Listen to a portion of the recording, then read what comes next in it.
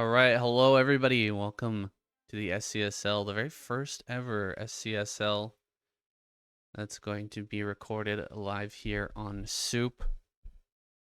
We're kind of excited to bring this to you guys. We've been working on getting this going for a little while, Xun and I, getting the SCSL rolling, and we've had some ups and downs. We've had some bumps in the road along the way. We've managed to record Group A, B, and C, which are going to be coming out on StarCastTV channel very soon.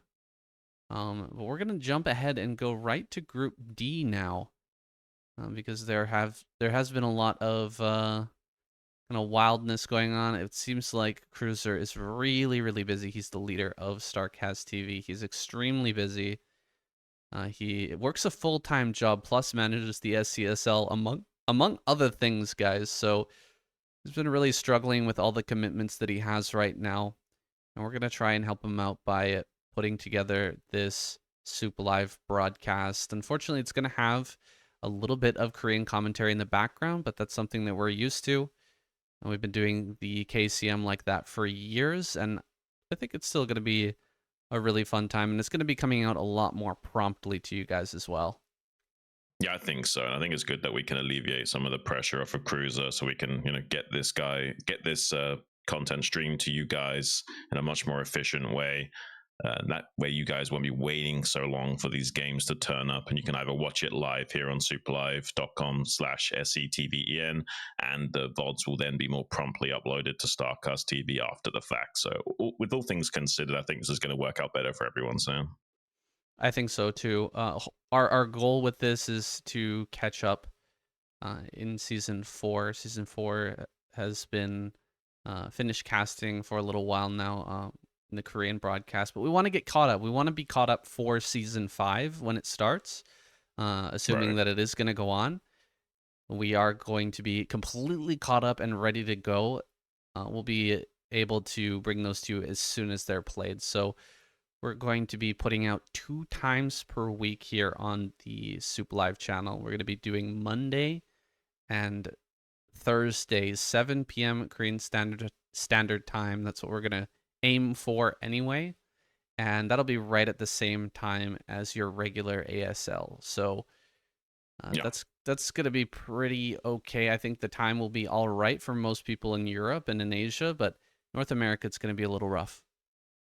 Yeah, I mean, you will probably have to catch it on that StarCast TV after the fact, similar to how we do ASL. So it's going to be the way it works will probably be very similar to the ASL now in terms of we stream it live on Soup Live, and then later on in the day or whenever krrrrzzz is able to upload it, you'll get those like twice a week as well, uploaded as a VOD.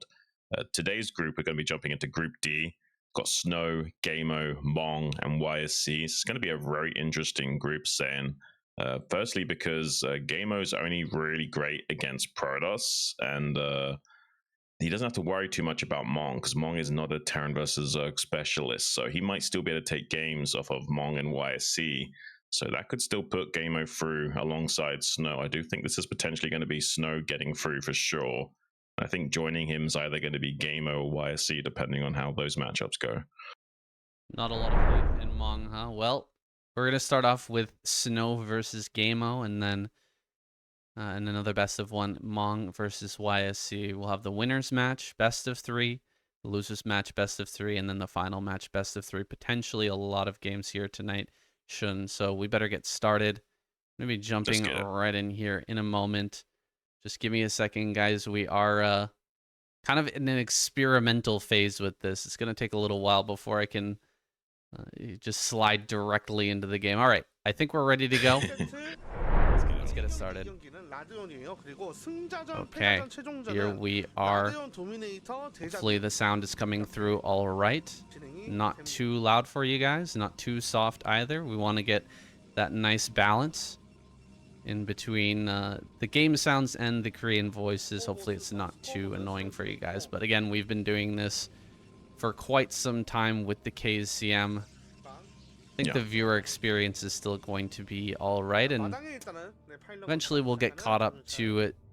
The current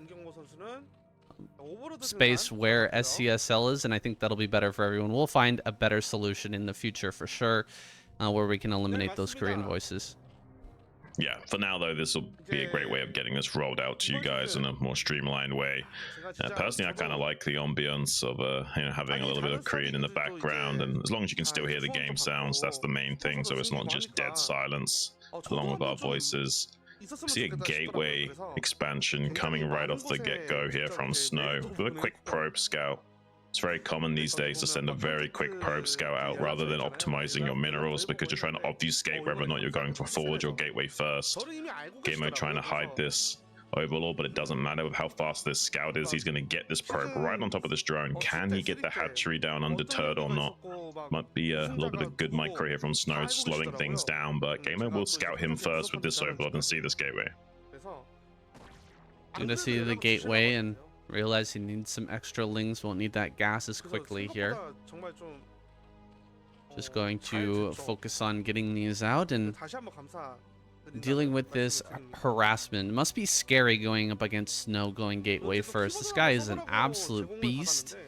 Definitely, I think, a shoe-in through this group, and ggaemo just going to try his best here, but he's going to be struggling right from the get-go.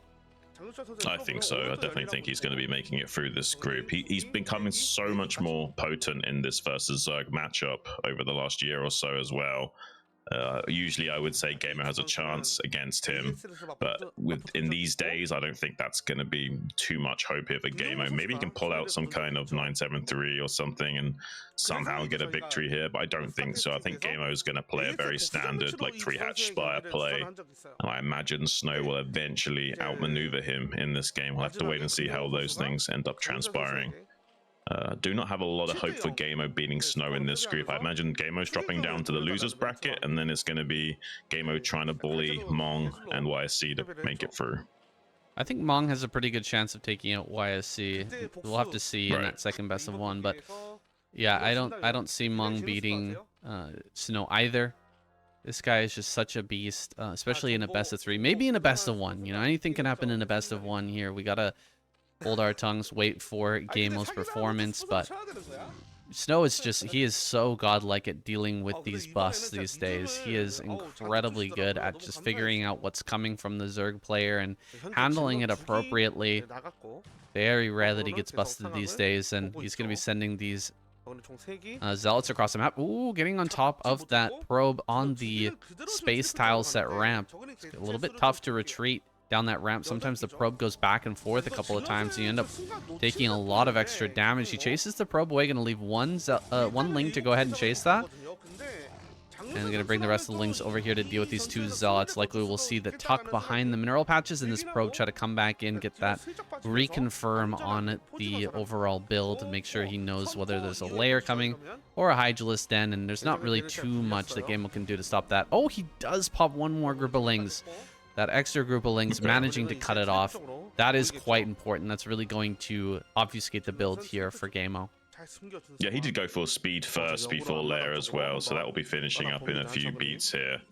It does give him a lot more potential in shutting down this early aggression from Snow with the extra zealots he's able to produce. These 2 at the 3rd base probably won't get a lot done unless these other zealots can come out and cause a distraction elsewhere on the map, and that's going to be very difficult once link speed comes online. Now he's going to trade off these zealots behind the mineral field and make sure that he doesn't have to worry about this later on. Snow probably won't want to move out just yet after he sees this ling speed, because he knows there's a strong chance of just getting the rest of the zealots cleaned up for free, and that would not put him into a good position. With the earliness of the ling speed, there's a good chance that Snow can also do a bunch of damage with this Corsair. Layer wasn't even done yet, and the Stargate was more than halfway finished, so he should be able to come out and kill at least the 1 Overlord. Looks like he's going to push out and try to deal some damage with the Dragoon. That's a bit of a risky play. There was a few more lings being made. He could be in a lot of trouble. He's got in his wall there a zealot and probe combo. Yeah, dealing a lot of damage to this overload is pretty nice. Even bringing up the probe to get the vision there on the high ground. Pretty good play from Snow. That'll really streamline the work. Oh my gosh, he's losing so many lings here. He loses almost every single ling big mistake there from ggaemo. Look at how quickly he's able to clear out this Overlord. Now can go directly across the map and start to put on more pressure, sending the Zealots and the Dragoons. There's no Lings to help deal with this. It's going to be a bit of a rough hold for ggaemo. How can he keep himself alive here? Is he going to be forced to build a bunch of sunken colonies, or is he just going to get bowled over? I mean, this is kind of impressive from Snow, really being efficient here in the early game, cleaning up that Overlord so the Corsair can get straight back in to scout what the Zerg's doing, see the second gas timing, and maybe even pop another second Overlord. Zealots and Dragoon trying to tuck behind the minerals here, get a bit of a tactical denying of mining. The Zealots can protect the Dragoon from behind the fields and force the Zerglings to come to him and start trading off in these tight little corridors, making the Zealots get a pretty high efficiency rating on those trades. A really nice little gambit here from Snow, trying to upset the usual ebb and flow of this game. It's a bit uncommon to make this first Dragoon. Usually only making this Dragoon if the Overlord's poking deep into the base, but he knew that Overlord had no path of safety to retreat to. Almost killed it with that Dragoon, and Corsair just finished the job. Now doing a lot of tactical denial of mining. Beautiful catch from the Scourge, getting one of those Corsairs. He might be able to come back in this game and do a little bit of an Ogre Zerg play and maybe take some air superiority away from Snow and make some kind of comeback here. But so far, this is great damage from our Protoss. Yeah, this is a pretty slick little play. This is something I would expect more from a player like Mini. It really does look like a kind of a fancy Mini push where, you know, minus the DTs, but he would pull something like this off for sure. Now behind this, one gas geyser, second gas geyser there in the natural. No third gas, but with 6 hatches coming online, it doesn't really look like an Ogre Zerg play, Xun. It doesn't look that way, and I mean, +1's going to be finishing up here soon. We still got Zealots coming across the map.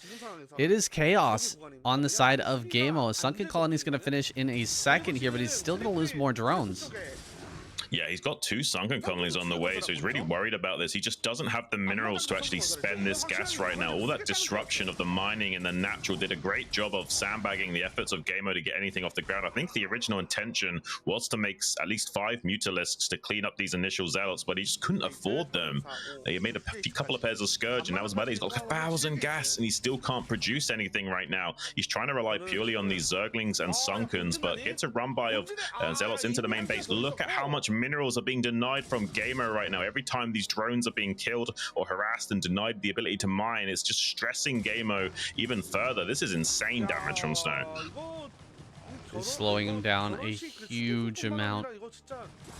There's hardly any drones on the field here for ggaemo at this point. He's barely keeping himself together. You know that he hasn't been hitting his upgrades during all this. Evolution Chamber, I haven't seen Hydralisk Den either. We'll probably see a huge round of Mutalisk come out at some point. 1,000 gas in the bank. He's got to put that to some good use. Still struggling to get the minerals online, but he will get another sunken colony here. The natural is starting to stabilize a bit, but behind this Archon push going to come out of Snow, and that could be deadly. This +1 must be finished up by now, and Lings are just not going to cut it. Yeah, I mean, he's only just now getting the Hydralisk dead. He can't even really make anything besides Zerglings and Mutalisks. And he probably doesn't feel like he's got a strong enough timing to make the mutas work. He's just been focused on droning up again, replenishing all of his losses, and trying to stabilize his economy so he can now start to spend that gas at long last. But now we've got a Zealot Archon push timing coming in. Luckily, there's 2 Sunkens here to try and buffer against this. Link's desperately trying to hold the line and prevent any slip through from these Zealots, even glitching out some of these Zealots on the exit, trying to get as maximum value with those 2 Sunkens as possible. We got a Dark Archon here from Snow as a follow-up. He's anticipating an Ogre Zerg gamer style maneuver, or at least relying on, you know, a pack of mutas to snipe these high Templars in the next critical phase so his 6-hatch Hydra can come online. But I think that Snow is going to be ready for it. Yeah, I think Snow can just hit this hatchery. No, he will get hit by the sunken colony there. So a nicely placed sunken colony. Does take some damage from that Archon, pushing it back with the Lings, trying to get some shots here. Does get a second shot. He will finish that off. Very nice control here from ggaemo. This will actually give him quite a bit of breathing room. He may be able to get a 4th base online. If he flies directly in, though, now, he might just lose everything and get completely bowled over in the counterattack. We got Snow here ready with the Maelstrom, and some Storm is likely to be here as well. Yeah, he's desperate to do something right now, and he's just going to get completely Maelstrom to death. There it is. Maelstrom goes down. Archon kind of getting range. Ooh, it's so close. He's getting every single muta hit. That's insane. Gets away with just 1 or 2. That's crazy, and that's what I was worried about. ggaemo actually had a pretty good game state if you take out the factor of that Maelstrom combo, but unfortunately he had no idea that Snow had that waiting and just gets caught with his pants down. Now that's a lot of investment down the drain. There's a big tempo swing going Snow's way now where he can just pull the trigger on sending everything at the rally point of ggaemo and try and bowl him over before the Zerg upgrades finally finish. He's got speed on these Hydras, but probably not range yet, and hasn't really got a critical mass of them to deal with this threat, so he's going to sit behind the walls of his Sim City and rely on these sunken colonies to buffer. That means that we'll have a tactical siege here from Snow, trying to kill the macro hatcheries with the Dragoon range and force the Zerg to come to him. Looks like they're going to come up from behind. This is still quite a lot of Hydras on the side of ggaemo. He's been able to macro out a lot, and there's no Templar in this army. There's no Storms to help deal with this. It's just the overall advantage that Snow has just a little bit too strong. Looks like he's going to lose this hatchery over at the natural. Hydras are trying to come out, but the buildings are actually hurting them more than they're helping at the moment. ggaemo trying to target down a couple of Dragons. Really got to target onto the low health ones, try to limit the number of siege units here for Snow. He's going to try and run by, get a snipe on one of these Templar. Should be able to get that practically for free. Kills the Templar. More Zealots coming up here. And he's actually got to break this before the next round of Templar gets here. Otherwise, the Storms will be landing right on top of that wall. And it's going to be almost impossible for ggaemo to break out. Another hatchery being placed down. He knows what a rough situation he's in if he loses more of this production. Yeah, this is really painful for ggaemo, and Snow has an insurance policy of a third base behind this as well. Some scouting air units of Scourge just identified that, so ggaemo knows how much he is up against it right now. Storms will start to come online on these Hydras that are entrenched behind these Sunkens. There's not really much room for them to maneuver back and storm dodge. You can see just how painful it is for the Zerg to micro in these situations. He might have to tap out soon if he can't somehow deal with this army. Now, beautiful storm blanketing the flank from ggaemo as well from that third base rally.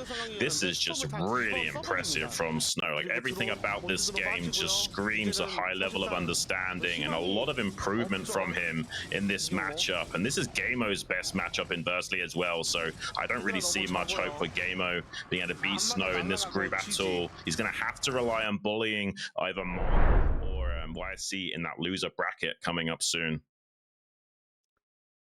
All right. I mean, that's first game, it goes right over to Snow. Not at all unexpected, guys. I have to update this.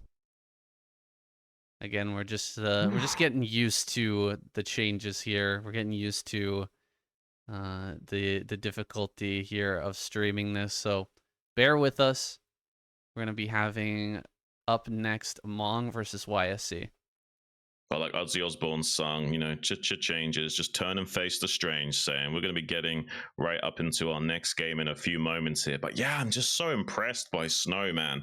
Like, one of the things that was really holding him back was his PvZ overall. And yeah, like in the recent year, he's just gotten so much better at it.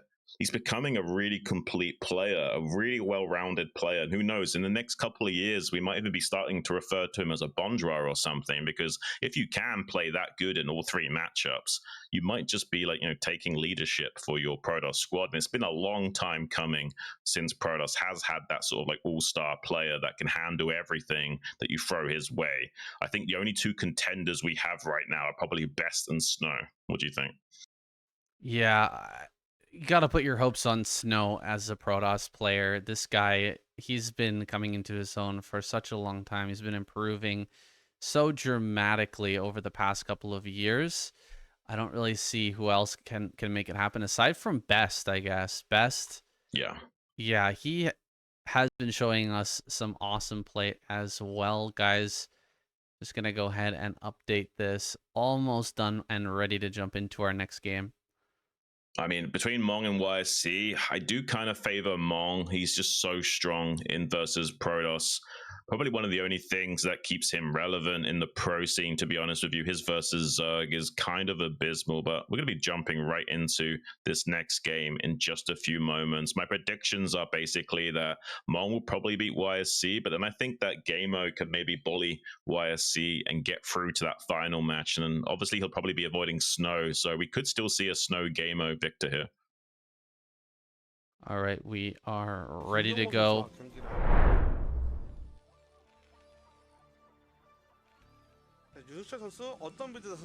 Here we are, jumping into our second game of the night, the second best of one here in Group D. We've got Mong spawning in the bottom right-hand corner and YSC over here in the top left. This should be a pretty good game, saying it's cross map as well. I'm curious, is YSC going to be a little bit greedy and go for that 12 Nexus? No, it looks like just a normal gateway going to be placed down from him. He could still go for a gasless expand. That is still a possibility here, but maybe not. Maybe just playing as safe as possible, knowing that there's a chance that this is horizontal spawns and fairly close rush distances. But with these cross positions that he doesn't yet know about, it's 38 seconds ramp to ramp with a worker, so it's kind of insane. Very hard to punish something like a 12 Nexus, so you see Protoss players go for that usually. But in this game, it seems both players happy to play more middle of the road and both getting their gas at the usual timing. I'm going to be paying special attention to Mong here. He is a TVP specialist and has a bit of an X factor, like all specialists in this matchup. He seems to be able to do things that other players just aren't quite capable of, and make some pretty surprising upsets here and there. Like, we really don't consider Mong as like a top tier player at all, but he is certainly top tier in this matchup. Yeah, it's kind of weird. He's got his own take on this matchup. Sometimes he'll even do hedging his bet builds where he'll do a gasless expand, but he'll still take his gas much earlier than usual while doing that. So his factory timings are a tiny bit faster. He seems to have a very unique understanding for the timings in this particular matchup, where he's able to defend very well in the early game and try and navigate his way to that mid to late game transition point where he seems to be the strongest. As soon as he's got all of his factories down, and he's got 7 factories worth of production, and he's just firing in all cylinders, he seems almost unstoppable, kind of akin to how I Love Uv played back in the day, where he just seemed to have more stuff than you. We've seen him in the KSCM be used as a Protoss sniper time and time again. Double factory hold up. Ooh, 2 factory play. And he's continuing to mine 3 on gas here. Oh, is he gonna let the probe slip past? That is not what you want to do with the 2 factory play. You have to keep this probe away. Make sure that he doesn't see the lack of CC there in the natural. I'm not sure if YSC was able to identify that missing CC, but if he does, he's just going to drop a couple of gateways and he's going to be 100% fine. This is such a long rush distance to go all the way cross map. It's definitely a build that favors YSC right now. Yeah, I mean, what Mong is hoping for here, that YSC will be super greedy and only stay on 1 gateway for the entire time, knowing that he's cross map and that he probably doesn't have to worry about something like a 2 factory. But the reality is that sometimes what makes plays actually viable. At the pro level, it's much more like poker in the sense of you're trying to obfuscate your build order range as much as possible, and sometimes the suboptimal thing becomes the optimal thing just because of how unlikely you are to go for it. It becomes a higher chance of succeeding because the other player is optimizing against something else entirely. Looks like he's going to catch the probe coming in with the vulture. That's not going to reveal... Oh no, that's not a probe, excuse me, Dragoon. Not going to reveal anything about the build with just that probe.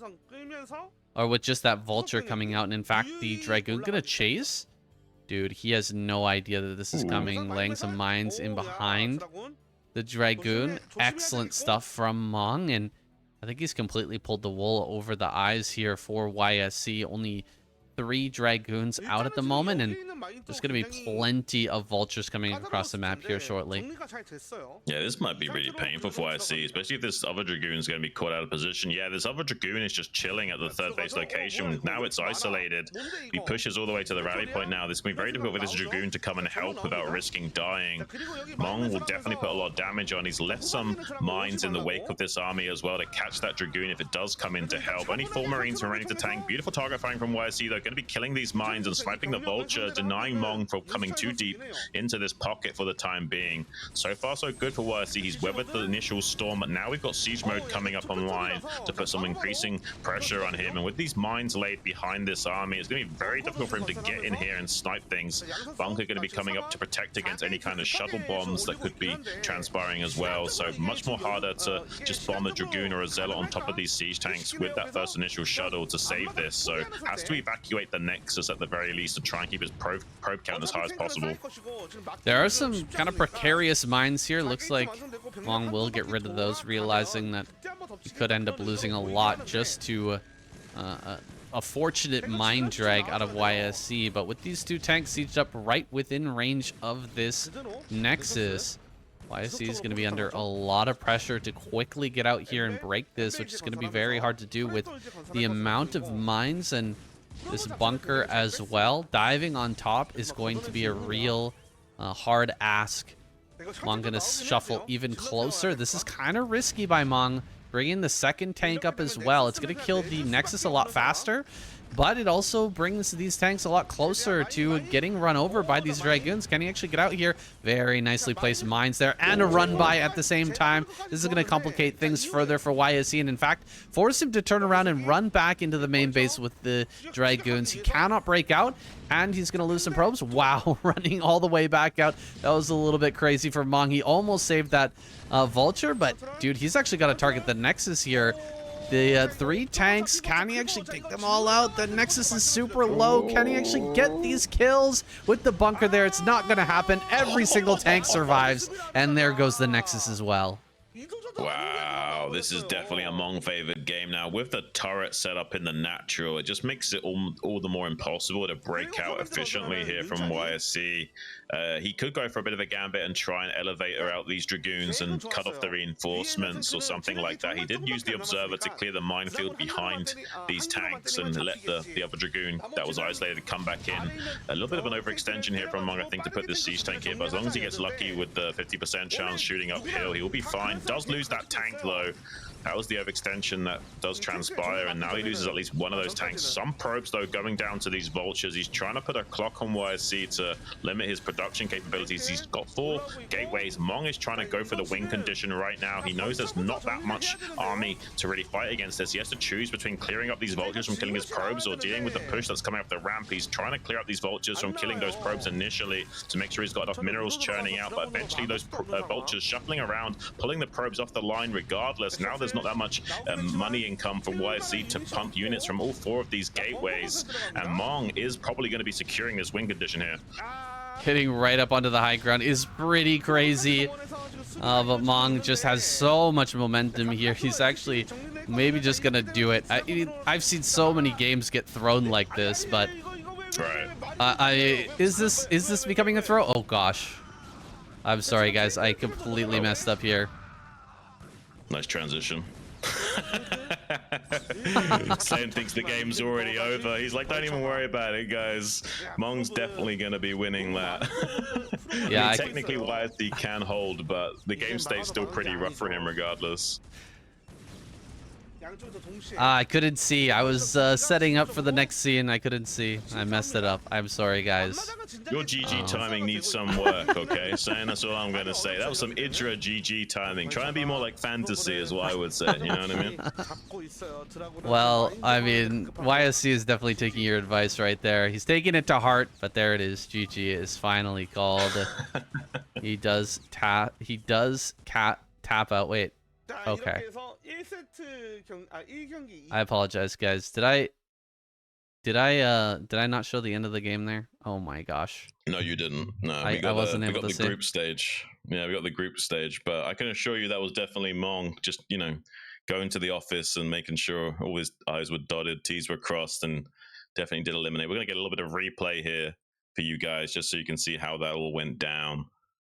Apologies again for the slightly missed footage at the end there, but yeah, really well executed attack from Mong, and it shows some degree of confidence and skill to be able to execute like that. Someone like Sark, for example, would attempt this and then throw the game, you know what I'm saying? Whereas Mong, you know, he has a slightly deeper understanding of all of the beats in this matchup and when the Dragoon should be coming out of the gateways, and he kind of has it well calculated in his brain to the point where it shouldn't go wrong as long as he just executes perfectly, and at the very least make sure that he trades off enough of these probes while getting this command center back at home as his insurance policy as well. So even if somehow YSC did kill the majority of these forces, there will be a superior economy to fall back on for Mong either way. So pretty well executed from him, I would say, overall. Yeah, it's interesting how the way he pulls back the Marines during that fight. Usually use them just as buffer for the tanks, but he actually pulls them back and uses them to target down the probes to make sure that he can get rid of the probes as quickly as possible. And the tanks are focused completely on damaging those Dragoons. And so you can see just more and more vultures sliding in. The probe count gets lower and lower and lower. And of course, Mong has plenty of resources back at home, plenty of mining going on back in his natural, and so he will be able to close things out. The GG timing comes, and there it is, guys. Oh, all right. Now I can transition. I apologize. It is what it is. Just some teething issues, saying we can give you a little bit of benefit of the doubt. Don't let it happen again. Yeah, we kind of expected Mong to beat YSC there. I'm not too surprised at all. He is a versus Protoss specialist at the end of the day. I was predicting YSC dropping down to that loser bracket, who will be facing off against ggaemo down there. And since that's ggaemo's best matchup and probably YSC's weakest, I would say that ggaemo has a very strong shot at breaking through to that final match, facing off against potentially Mong or Snow. Definitely most likely going to be Mong. I don't think, even though Mong is a versus Protoss specialist, he's going to beat Snow in a best of 3. If it was a best of 1, I would give a lot more chance to Mong making something happen. In a best of 3, though, I do have to favor Snow. What do you think? I have to agree. Snow is so scary, but this has gone about as well as it possibly could for Mong. He's basically able to lean on completely on his TVP prowess here in this series. This is the unlikely thing has happened where instead of having to face off against any Zerg players, he's just maybe going to coast by on just straight up TVP. Yeah, I mean, I worry for his chances if ggaemo breaks through to that final match and he loses against Snow. Then I do think it's going to be Snow and ggaemo going through this group, like I previously predicted. But if somehow YSC beats ggaemo, then that changes everything. I do think that it'll be Mong and Snow instead of Snow and YSC going through. So I'll have to wait and see how that all transpires in the end. But so far, I'm favoring a Snow and ggaemo victory here. I hope ggaemo can get it together and show us some great games in the future. He is a pretty solid player. Didn't really get much of a chance to shine back in the day, though. Like, he was on Oz with Jaedong and stuff, and because of Killer and Jaedong both getting the Zerg spots in the lineup, usually he didn't really get to play that much, and he ended up only really getting a chance to shine once he was on the Air Force Ace team, where he did actually have a pretty respectable record. So it'd be nice to see some good games from him in the future. Hopefully he gets more of a chance here in this bracket. We're going to jump into our next game now, guys. We're going straight on into the winner's match, Snow versus Mong. Let's get it started.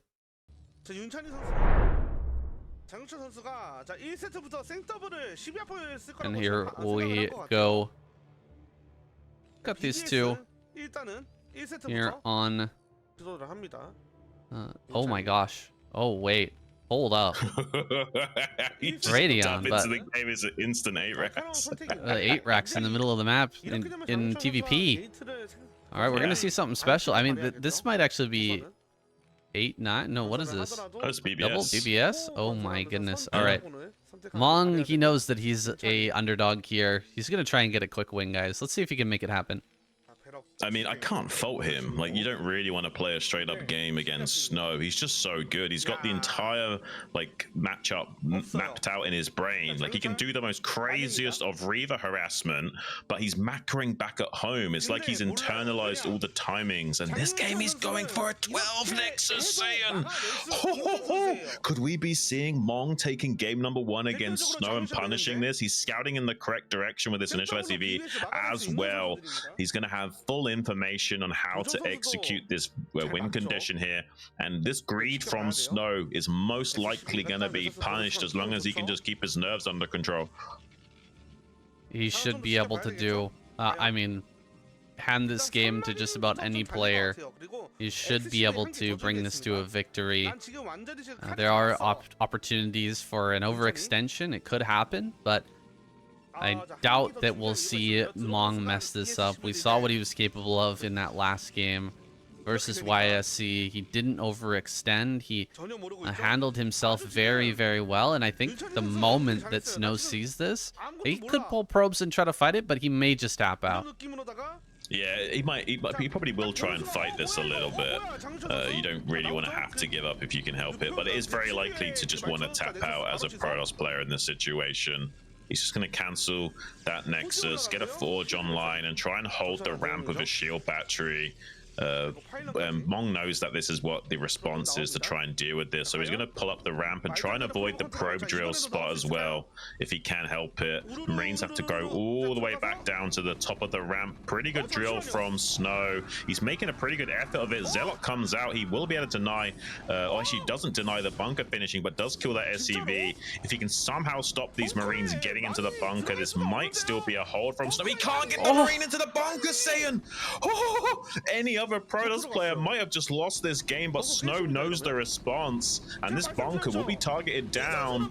Yeah, don't count all your chickens before they've hatched, Mong, because Snow is just a different kind of animal. He knows all the possible decision trees that can transpire and executes it to almost perfection as well. That's why I really do see a strong chance of this guy becoming a Protoss Bonjour in the future.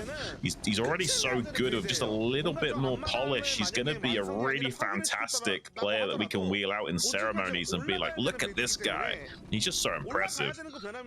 That shield battery really gonna help out now. Those Zealots have taken a lot of punishment. That's quite a few Marines. They've also been lowered in their health overall though, and if a 4th Zealot gets out, it's easy cleanup. I mean, 3 Zealots still might be able to win this fight with a bit of probe support, but that 4th Zealot's really gonna clinch it. Losing a couple of Marines here right off the bat, hardly dealing any damage to these Zealots that can't be immediately healed by that shield battery. Ooh, this is a pretty good engagement there for Mong. This could still go bad for Snow. He's very low. That gateway is very, very low, and it looks like it will go down. Gateway goes down. There's 4 out here, but the cannon finishes. The cannon is so big. As long as he doesn't let them run by, these Marines are going to be dead in the water over at this ramp. That cannon clinches things. There might be a little space to slide around the bottom side, though. Can he get by on this bottom side? I don't think so. I think that's just barely the perfect positioning for that cannon. I think he has got like 1 hex tile to make it work, but it's not going to be good enough. The Zealots could still intercept beautiful connections onto these Marines from Snow, showing championship tier play here, Saiyan. That's insane. That's one of the best holds we've seen in a long time. Complete build order loss here from Snow, but somehow seems to navigate it anyway. Like all those terrible in the chat and the comments below, probably going to feel so vindicated and talk about how OP Protoss is after that game. Like, what can you even do to defeat 12 Nexus? But that's just because Snow is that good. Most other Protoss players wouldn't have held that. It has to be said. Like, that was perfect from Snow. The timing of making that shield battery and the Forge as a follow-up to put a clock on Mong to force him to have to come up the ramp and commit to making that bunker early on meant that there was a chance of counterplay with good micro, and that did transpire. Really well done from Snow. I'm so impressed by him lately, man. I really do feel like he's potentially got that future Bonjour title lined up. We'll have to wait and see if he can keep playing out of his mind. He does have a family. He's got a wife and kids. It might be hard for him to keep dedicating as much time as he has to StarCraft, but if he can, I do think he's going to have great things in the future coming. Shocking. Honestly, shocking result there. I don't know how you lose against Nexus first with BBS, but I guess we just saw the answer. Pretty crazy that he was able to keep everything alive long enough to get the cannon online. Definitely some mistakes were made overcommitting on the ramp there. I think he felt like it was a bluff, the pull to the ramp there with all the probes. He kind of like sidestepped a little bit and then decided to retreat after, got caught and completely shut down. Too many Marines were kind of dancing on top of each other rather than firing, and he managed to get a miracle hold there. We're going to jump into game number 2, guys. See if that was just a fluke or... My goodness, I mean... Is there any way, like, what kind of confidence do you have? Like, your confidence is going to be absolutely shattered as Mong after that first game. I mean, you literally just countered his build order and you still fell flat on your face in your favorite matchup. There's no way he's feeling confident about winning this best of 3 series anymore. Let's just go jump into the next game. Absolutely shattered. Mong is spawning down in the bottom left-hand corner. We've got Snow here over in the top left. Looks like we don't have... Oh, wait. I see. The overlay's not there yet. There it is. And there's going to be a 1 up there pretty soon. I guarantee you guys. Oh, I'm waiting for it, Sam. I bet you any money it's going to happen. But I don't know, man. Like, I don't even know what you do as Mong here. I think you just play a really standard game and just try and get into that late game stage where your macro is an absolute machine. He can macro better almost than pretty much any other Terran player in this matchup in the late game stages. It's just getting there is going to be difficult against someone like Snow, who's not actually going for a Nexus first this time around, instead going to be teching up a normal pattern, probably wanting to exploit his Reaver control in this game and really start to put the pressure on Mong and not allow him just to, play to his strengths as he wants to. I mean, I don't know what Mong can even do now. I mean, what's your game plan after a loss like that? I would be tempted to just tap out, go next, try to face off against YSC, hope that he makes it through into the final match, but yeah, there is something to be said about a player who can just keep it together after such a loss. Mong is going to be hitting his build. Is a slight bit slow with that factory, so it is affecting him a bit, man. I mean, how can it not? Yeah, it's hard not to affect you. And look at this probe chasing as well. He wants to kick this SCV out of the main base, so he has no idea what could be coming. He can't identify whether or not there's a third pylon or not. He doesn't know if it's a proxy. He doesn't know if there's going to be an additional gateway thrown down, or if it's going to be fast robo. He has just no idea what's going to be coming out from Snow now with this great probe control, kicking this scout out early. Even though he's not technically killed this SCV, it's a really big deal that he's shutting down this scout this fast. He did see the range, but that doesn't mean that he's going to continue to make that. He could have canceled and thrown down a robo, done all manner of things, including DT. So yeah. It's just a big question mark in Mong's mind right now. What is Snow up to? And Snow actually scouted in the wrong direction. He's only going to have the opportunity to get in and try to get that scouting information now with the Dragoon making its way to the front. Looks like Mong wanted to stand on this high ground as the Dragoon came up to try and deal some damage. Didn't really do a great job of that. The Dragoon got up immediately. It looks like it's going to rotate around, try to come back up on this high ground again. Vulture does slip by, though. Where's the second Dragoon? Looks like it just popped out and will make its way to the natural. Yeah, we got a probe just chilling outside this natural that will give him a bit of full warning about this vulture coming in. Does manage to kill one of the Marines and you spend those shields. He's trying to get in there and confirm the CC timing to make sure it's number 2 back. Can he get a surround on his vulture? That's a pretty beautiful surround from Snow. Pylon behind the minerals as well. So the maximum he could get was 3 probe kills from that. He did technically get 3 probe kills because he killed that spotter probe out in front. but it's not the best value for Mong. It's kind of middle of the road, like 3 probe kills for the first vulture. It's okay, but not being able to lay mines at the third base and get some good scouting information from it's not ideal. The fact that he got into the main base and got some confirmation on what the follow-up is from Snow is probably worth it when all said and done. Kind of, you really have to be careful with that first vulture. If you only get like say 2 probe kills and mediocre scouting information, it's definitely not worth it. Definitely not. He really wanted to go for it though, try to get that little bit of damage. He knew that Snow is slightly out of position. It's a rare opportunity to get some damage going, just not quite worth it considering the value of that vulture and the mines that are going to be coming online here shortly. Army pushing up, looking for an opportunity to get up onto this high ground. Looks like he's going to set up a mine or two. No, he doesn't have mines just yet. He is going to be able to... Okay, he's just got the mines online. He's going to come up right to the front here, see if he can put down a couple of mines in range. He actually does get the mines down, so the mines have not been sniped here. This is actually a good position for the tank to continue this fight, but looks like just going to take the mines and back away. Go ahead and set those up at the third base. Make sure that he's got full information about when these bases are getting taken.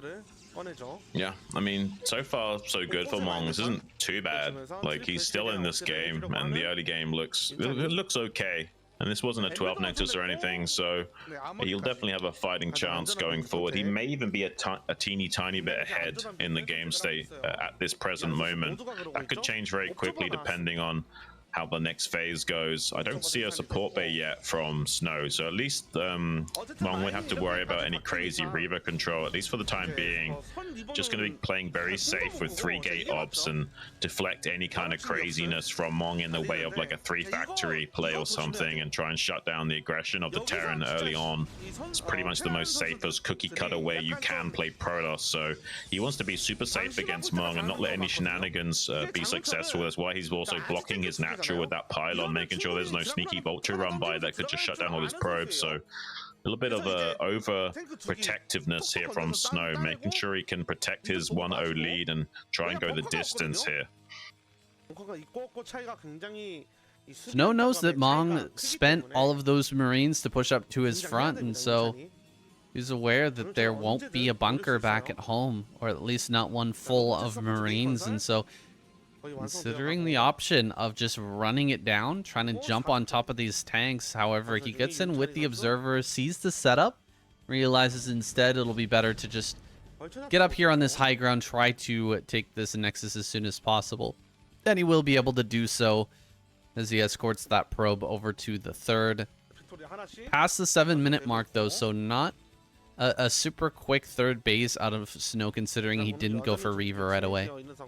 Yeah, but this is how we see players like Soulkey play. They don't take unnecessary risks. Like, he's making sure that there's nothing that could punish him. Like, he's making a pylon to block and waiting for the Dragoons to pop out and then canceling the pylon as soon as the Dragoons arrive in his wall. He's making sure there's like 0 chance of Mong getting some easy counter damage to him and taking a bit of an unnecessary lead in this game. So I think this is the signs of Snow's confidence, where he doesn't feel like he has to do anything special anymore. He can just play a very straight up safe game and outmaneuver his opponent. Finally got that Reaver coming online at a very standard timing. This isn't to do any significant economic damage to Mong. He could go for that potentially if the opportunity arises, but the main purpose of this Reaver is just to slow down any potential push. Gets a tank actually of a snipe. It's not usually worth it to sacrifice a few Dragoons to kill that first tank, but in this case there wasn't that much factory production for quite some time, so killing 1 of 3 tanks is actually not the worst trades in the world here for Snow to take. It also could open up the main base for some Reaver harass. If he now needs to keep these 2 tanks in the natural for safety purposes, it does open up the possibility of this shuttle poking into the main. That's why we got these Goliaths here now. He's worried about the shuttle coming in. Perfect positioning here for Mong. Doesn't have that Charon booster upgrade just yet, but does still usher the shuttle out of the main. As you were saying, not necessary for Snow to dive in here and actually try to get a bunch of damage with this Reaver, but he's still going to look for those opportunities and see if he can't get something done. gets over there with the high ground, manages to kill a building, and almost gets a Goliath as well. Mong is locked down tight, though, with all of his tanks set up in a line inside of his main. It's unlikely that anything will actually transpire there. It's going to be Snow taking a 4th base right away and looking towards that mid and late game to punish the 3rd base and the move out from Mong. Yeah, Mong did manage to slip out a few vultures, but they were spotted, so great interception here from Snow, shutting this down. With those Dragoons on the high ground, killing that turret and nearly killing that Goliath, did see that 3rd command center timing. So he knows pretty much exactly what Mong is trying to go for here. It is going to be a much slower tech mech style from him, trying to get out as many upgrades and tech path as possible, and just turtling up on 3 bases and then eventually pushing to take a 4th, at least waiting for that 2-1 timing to come online before he thinks about really doing anything. He comes to dive in the main base. Beautiful mind drag, though. Kills one of the tanks. Another Scarab connection getting the 2nd tank. Does lose both of those Reavers for it, though. Bit of an overextension from Snow. A bit of a necessary gambit from him, because now there's nothing to slow down the Terran. Pushing out and taking this natural 3rd besides some Dragoon. Snow is trying to find some compensation. Shuts down potentially one of these tanks on the periphery. Does manage to get that, but now he's in a little bit of trouble. He has nothing to stop Mong from just coming out and expanding right now besides these Dragoons. Ooh, Mong pushing a little bit too far forward too quickly, though. Not with all of his tanks in tow, so he loses another tank. He's starting to bleed a little bit as he tries to push this base, losing some more vultures. The Goliaths are going to do some work, but look at this tank in the main. Doing some good work here, slowing things down for Snow, forcing the probe pull.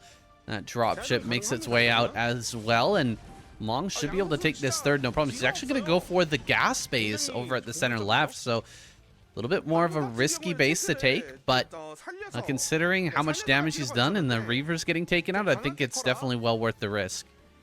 Yeah, some pretty beautiful scans here from Mong as well, identifying exactly where the army is for Snow. Like, he scanned where those 4 zealots were just to make sure that there's no army currently on the way, and he's keeping track of the movements of Snow to know how risky he can be in setting up. And he's doing a strange push timing over to the right side of the board, drawing Snow's focus over there. This is a bit of an overextension from Mong, I believe. He's only got like 3 siege tanks up here with more on the way, but if he gets caught right now before these reinforcements arrive, this could spell disaster. He's sieging up on this pizza slice. There are some reinforcing tanks arriving, but it's a little bit too slow and lagging behind. Here comes Snow with another Reaver. Beautiful Scarab connections on those tanks, and they're clearing out that pizza slice almost immediately. Now Mong is in retreat. I think this is a really big overextension from Mong. I kind of see the thought process he was going for here. Sometimes the best form of defense is offense, but Snow is just on top of his macro too much to let something like that go down, and now he's really punishing Mong. Look at that beautiful blocking with the Zealot box, but he does get in with a massive run by Saiyan.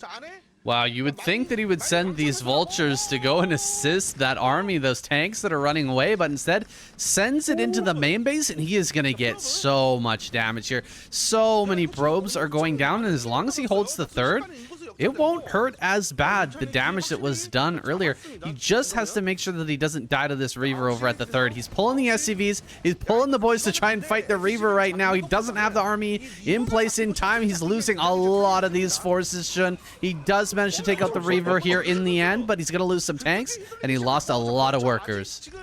I mean, this is Mong favored. As long as like these vultures continue being a little bit annoying here, this is definitely going Mong's way. Like, it seemed like Snow did a great job of cleaning up those siege tanks, but it's taking him so long to clear out these vultures and get back to mining on these 2 bases. It's really sandbagged his economy significantly, and when the dust settles, Mong has a 3rd base online with 3rd gas, which means he can produce easily 3 tanks at a time if he wants to, maybe even 4 if he wants to play catch up and, you know, not invest too much upgrades into some of the other tech and building more factories. We'll have to see how he wants to min-max his economy here. So far, so good for Mong, though. He's causing enough stress and headaches for Snow to be able to navigate this efficiently. Even a tank drop over at this 4th base location, pulling out another evacuation of probes, getting more of those probe kills on the escape vector as well. Really crazy chaos that Mong has been able to create for himself here, and out of that chaos, he's starting to climb, Saiyan. Snow is dead desperate to stabilize. Shuttle coming over to this 4th base location. I mean, Mong is just playing out of his mind right now. This is insanity. I was wondering what was going on with this drop ship. Managed to make its way out of the main base, but just barely a little bit earlier. And now it's going to be shutting down this 4th. This is awesome. Awesome, chaotic gameplay from Mong.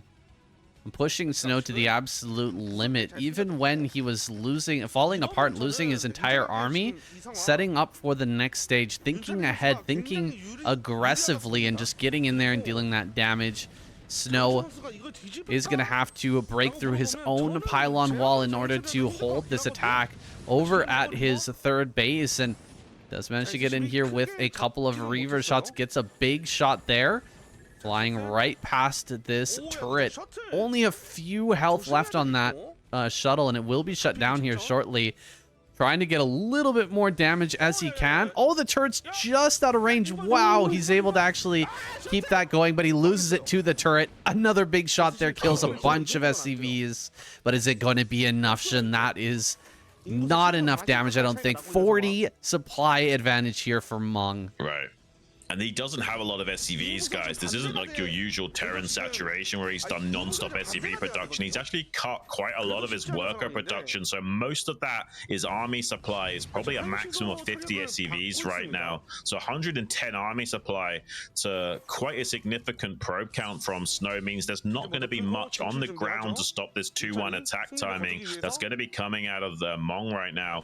Snow is in a lot of trouble. He's going to send up some forces here to clean up this army that's sieging his 3rd base right as Mong wants to push on the vertical axis. Is exactly what Mong wants. It's like he's like 2 steps ahead of Snow in this game. It's kind of insane what we're watching right now. Mong is demonstrating his prowess and why he is still in the pro circuit despite his TVZ being so abysmally bad.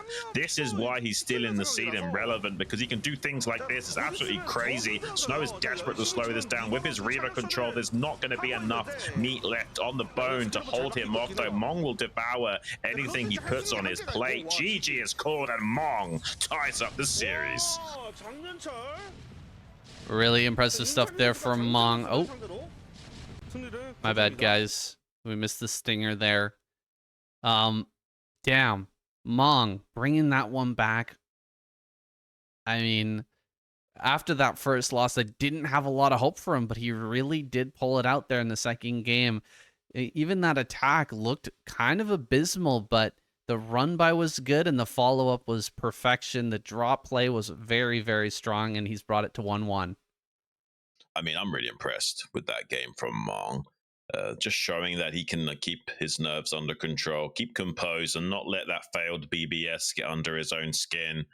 And does show a very powerful game, very strong showing against Snow. And that game number 2 on Dominator gives me a lot of hope for him that maybe we could see an upset here where he's somehow able to take out Snow. If Snow's not able to keep his own emotions in check going into game number 3, we could be seeing some absolute fireworks here.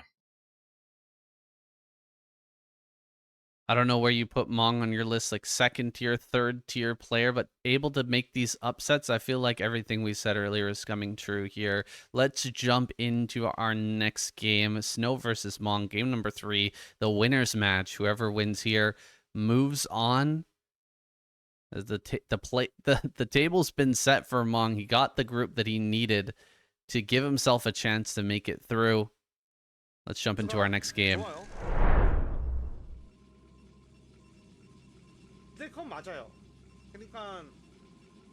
All right, here we are. We've got Mong over in the top right-hand corner in orange and Snow down here in the bottom right in yellow. Ready to go head-to-head once again. Go ahead, Xun. What's on your mind, buddy?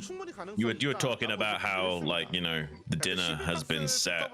I mean, he's just waiting for whatever on his plate to feast upon. And Mong is just like a mukbang of a TVP player. He can eat the most craziest amount of portions you give him. And it seems like even if he doesn't do so well in that game number 1, it's not going to be enough to disrupt him going forward. I mean, I'm really impressed by Mong. and I have defended him in the past. People say some negative things about him in the KCM because he'll beat a Protoss guy and then lose to the Zerg guy, and they're like, why even bring this guy along? Like, what's the point in breaking even? I mean, do you know how crazy it is to break even at the pro level of StarCraft? Saying a 50% win rate is like gold dust at the pro level.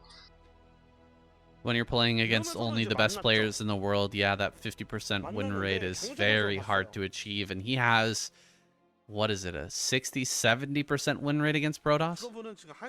Historically speaking, it's been pretty nuts, yeah. Like, his statistics on Liquipedia do not reflect his skill. Like, his versus Zerg and versus Protoss look similar on the Liquipedia statistics, but that's not reflective of the actual reality of the situation.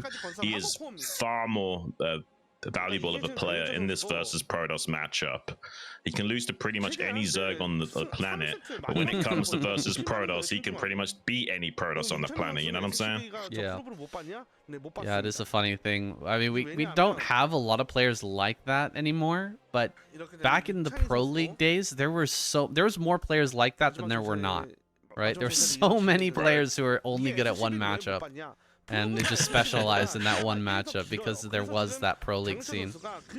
Well, I don't know how true it is, but a Korean guy once explained it to me of it being a cultural difference where in Korea, like in the Western world, like America, the way you're looking at it is like you want to become more well-rounded, so you work on your weaknesses, whereas in the Asian community, or at least in Korea, they do the opposite. They work on their strengths only. So I guess that's why we've had, if that's true, that's why we've had so many sniper players in the past, and they've not really cared too much about their shortcomings, instead tried to double down on what makes them good. In the modern era, though, ASL is king. That's where the money is made. That's where the fame is earned. The prestige is available. And so players, they need to perform in all matchups. Gonna hide his SCV here and be able to throw down that CC without losing it to the Zealot, losing that SCV to the Zealot. He's going to push forward here. I mean, not seeing the CC, he managed to get in there and see only one factory, but he might be suspicious here. Like, is there a third a second factory out on the map somewhere? Are you two-facting me? Well, he might be kind of thrown off by this. Yeah, it's easy to mind game yourself in StarCraft as well.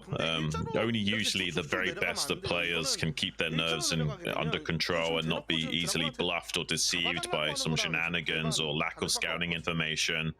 That's what made players like Flash so good, was utilizing whatever scouting information they did have, they'd be fine. We've got a shield battery response here from Snow. He's really worried about this being a much stronger push than it actually is. So, yeah, I mean, this is kind of going Mong's way. As long as he doesn't lose this tank for free, that's going to be pretty okay. Only got one mine down with that Vulture, though, so not the best of values, but I think forcing the shield battery more than compensates for that. And he's getting a fast third.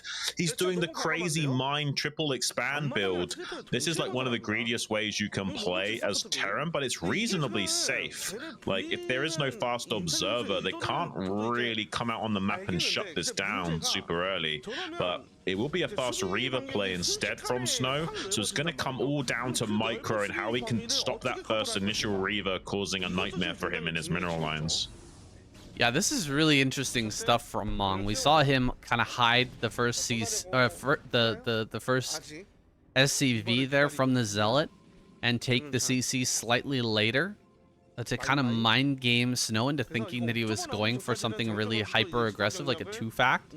And look at this, he's even staying back at home right now. I guess he's waiting for that Reaver to pop out, then you'll go across the map. But assuming that Mong has enough stuff back at home to deal with this, he is going to be in an absolutely fantastic position economically, and there's not a whole lot Snow can do about it in terms of just pushing out right now. He's waiting on that Reaver, and then he's going to get a observer out, and then he can start to push to the minefield, but not before. Yeah, now will he thread the needle on this shuttle? It looks like he might avoid all of these mines with this shuttle. That's insane. It's like he's got it mapped out in his brain where exactly he needs to send this shuttle to avoid the usual scouting pattern of those mines to identify that. Here it comes in the natural expansion. There's nothing to stop this besides some unsieged tanks. If he doesn't react quickly, though, he will at least get one good Scarab off. Does only lose one SCV so far. Takes 4 seconds for this Reaver Scarab to dud. Does manage to get a dud on that one. That's a beautiful connection, though, getting both tanks without a pullback. So that's maximum damage onto both of those. So they're now one shot from another further Scarab connection, potentially. Good target fire from Mong onto that shuttle, going to be taking that out. But now the Reaver's in the mineral line. 2 more SCVs going down. Total of 7 kills. Does manage to get another 2 for a total of 9. Pretty good damage from Snow, but it's not game-ending damage. He needs to do a follow-up attack to really solidify this tempo swing. He's got some Dragoons pushing up now. He's waiting for the Observer to identify exactly where the mines are so he can start to put some pressure onto Mong and hope that Mong hasn't got enough Terran units out from these factories to secure this third base. You can see Mong is desperate to shuffle over some units to cover this flank. He's even got a tank on the high ground like on Destination back in the day, building some supply depot walls at the natural third as well to try and hold the line. Will he be able to do so? It doesn't necessarily mean he can still hold this. He's spread so thin right now, saying Snow is trying to punish. Yeah, he should be able to punish this too. Tank is in range to start to hit these Dragoons. He's going to pull just barely out of range. He's bringing up some more tanks. Might be able to hold this just barely, but I mean, if Snow isn't able to find some way in here, I'll be absolutely shocked. There are so many different points of weakness, and Snow is going to be able to maneuver this very fast army over towards this natural. Try to snipe down the tank on the high ground. Can he actually get that kill? Tank there does go down. Tanks over at the third base are going to be brought forward. Another tank up on the high ground, going to be set up. How many SCVs are going to go down in this fight? Mong is very low on units. He's going to try and throw it on a mine. Not able to get it. Going to have to pull the SCVs to try and block these Dragoons from coming up the ramp. Dragoons are actually getting quite messed up here on that ramp. One more shot from the tank? No, not able to get that one more shot. Where are the tanks over at the third base? They need to be brought back here to try and help out. SCVs just straight up fighting these Dragoons, and so many of them are going to go down. We're down to just 61 supply, 20 supply advantage for Snow. As he looks to take his third base, he is pulling this play apart. Oh, he shuts down the 2 tanks, reinforcing from the third as well. Mong has to tap out. There's the GG, and our original prediction coming to fruition here, saying as Snow is going to be the first challenger breaking through to the next round of this tournament, and Mong going to be dropping down to that final match spot, waiting to face off against either YSC or ggaemo. That's coming up next, guys. This is insane. I'm really impressed by Mong's play there, despite losing to Snow in game number 2 on Dominator particularly. That was something pretty special, saying. It's a shame that he can go all the way. I like that play from him, though. The mine triple expand. It's one of the greediest ways you can play versus Protoss. If you do execute it well, there's not much that Protoss can do. There's this tiny little timing window that we saw Snow execute there, where the Terran is spread just a little bit too thin before those additional factories come online, where you can come in there and punish. This time we saw that come to fruition, and unfortunately Mong was not able to hold the lines and fell apart like the Roman Empire. Yeah, that was a play that I think Sharp showed the best ability to pull off. If you remember, I think it was Sharp who first kind of showed that to be a very strong way to play against these Nexus first Protoss players. You just have a lot of time to get those mines out everywhere in order to kind of start just kind of stop the Protoss from quickly expanding and hold them back in their base while you get a third base online. It's kind of like an Uno reverse card there. You went for a bunch of economic greed. Now I'm going to go for a bunch of economic greed, but the tech timing was pretty good from Snow, and he managed to dodge those mines, as you were talking about, just getting in there and getting the damage done and then following up with the attack. Yeah, it was really the Reaver doing all that damage and putting in that work there that made it so tough for Mong to hold on after the fact. I also think maybe if Mong had just kind of faked him out a little bit more, like keep all the tanks in the natural for a little bit, make Snow think that there's no third base, but as soon as he saw him move forward with the tanks, he was like, I think there's a third, and he just went directly there. Yeah, it's not really an easy answer there from Mong. He just has to hope that he obfuscates that third base timing as long as possible. Snow's a pretty smart guy, though. He's going to sniff that out eventually either way. And by that time, if you don't have some tanks already securing that lane to transition more units over there to defend, it does become a nightmare to hold if Snow wedges his army between that natural and third. So I understand Mong going for that and trying to secure that lane, but unfortunately, Snow's just superior in his unit control overall and gets the punish. But don't go anywhere, guys, because we're jumping right into our losers match now between ggaemo and YSC coming right up. Yeah, just give me a moment here, guys. I'm putting it together now. Taking me a little bit longer than some of our other series that we work together on. I feel like Gordon Ramsay. I'm like, where's the lamb sauce? And you're there in the back, like, it's coming, it's coming. There we go, guys. We're hopping right in. We got YSC versus ggaemo. The first match of this best of 3. It's like ggaemo going to be opening 9 pool with the gas as well. That's pretty crazy. Yeah, you don't usually see this anymore at all. Definitely, that's what we were talking about before. Like with the 2 factory play, you sometimes go for these suboptimal variations of early openings to throw your opponent off, but this is going to be a Forge expansion from YSC, and he's scouting with a double scout here to make sure he's safe against any possible 9-pool shenanigans, so he shouldn't be able to punish too greatly here against YSC. He knows that this is coming now. He can make 2 cannons around about the time that these eggs are about to hatch, and that'll give him more than enough time to secure his expansion and take a small economic lead in this game. It does mean that he'll be able to shut down any of the additional scout probes once these links come out online. But besides that, there's not really much advantage here from ggaemo. If it does get scouted this early, the Protoss can just make 2 cannons and kind of force ggaemo to play catch up. Yeah, the one thing I could see here happening for YSC thing going wrong is that if he doesn't have probes in the wall, holding and the link speed finishes up a little bit earlier than he expects. Seemed like he went for kind of a quicker gas, just slightly quicker. And so he might just have that link speed online just a tiny bit faster than maybe he will expect, and then run by into the main base can get pretty scary. If you're YSC, if you're a Protoss player, you see 9 pool like this, 9 pool speed, it's not actually a bad idea to just build a cannon in your main as well, just in case something like that happens, because if they do run by, they're going to lose some links, and the links in the main base, if they're just not able to get damage done, the game is pretty much over.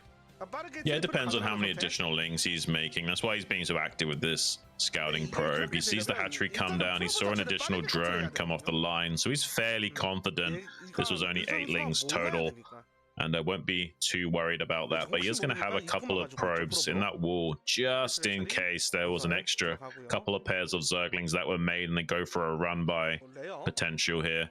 So he should be safe no matter what ggaemo was pulling the trigger on.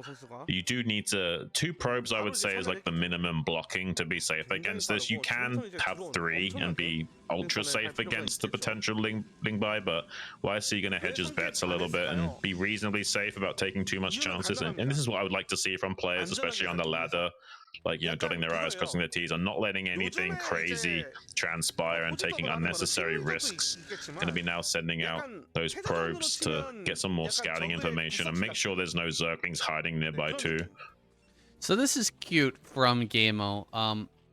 He opened up with the very fast link speed, and then as soon as he saw that this was going to be double cannon, I believe he canceled link speed and went immediately into lair, so he could get that lair online really quickly. And he's got enough links to kind of deny any sort of damage. Just denied the scout from YSC. It's not necessary to have the link speed at this moment, but getting the Spire online could actually be quite impactful, as Spire is starting up as the Stargate starts. So this is a very fast layer and a very fast spire from ggaemo. Yeah, if he saw that it was a gateway expand, he would have kept the link speed going and would have put on some pressure and did some skill checks to make sure that YSC was blocking the ramp with a Zealot and Probe. As soon as he sees the Forge and double cannon, you can just barely cancel that link speed in time, start making your lair, and do a bit of a normal transition into 3-base spire. I mean, he's still slightly behind the curve of the game, but not so much so that he's gonna, you know, just fall flat on his face and die straight up here. He can potentially make a game of this.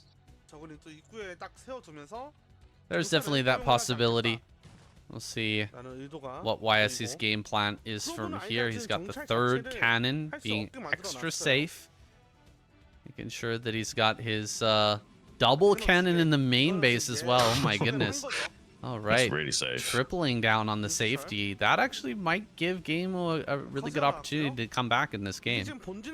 Yeah, I mean, this is the thing with StarCraft. Sometimes you can play too safe. I mean, there's no real right answer in some situations. If you've got perfect scouting information, obviously you know exactly what you should do.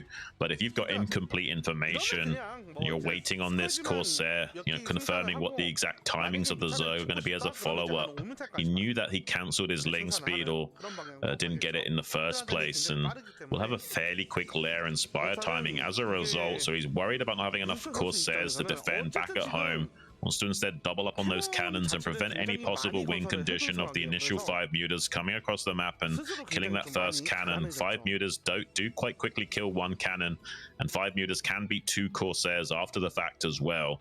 So YSC just making sure that nothing crazy like that could go down, and he won't be throwing away the game so easily. This is one of the cleanest transitions I've seen out of 9-pool speed into a macro game. This is very well played, and ooh, can he actually get this hit? So He's close. looping back around to kill that one Overlord. Hasn't gotten a single Overlord kill so far, and needs to at least figure out what's coming as the follow-up here from ggaemo. He sees the Hydra pop and the Hydralisk Den, and so, yeah, those cannons in the main are just kind of wasted money for ggaemo right now. Those could have been, that could have been 2 gateways, but it was a little bit afraid. Oh! 1 HP here. I mean, this Corsair probably not going to do too much this game now, regardless. He's probably not going to continue making these, considering that is this Hydralisk transition, but yeah, I'm actually starting to favor ggaemo a little bit. He's done a really good job with this transition. It is his best matchup, saying I did feel like almost no matter what would happen, he would have a very strong chance at beating YSC in this series, and we may be seeing that here.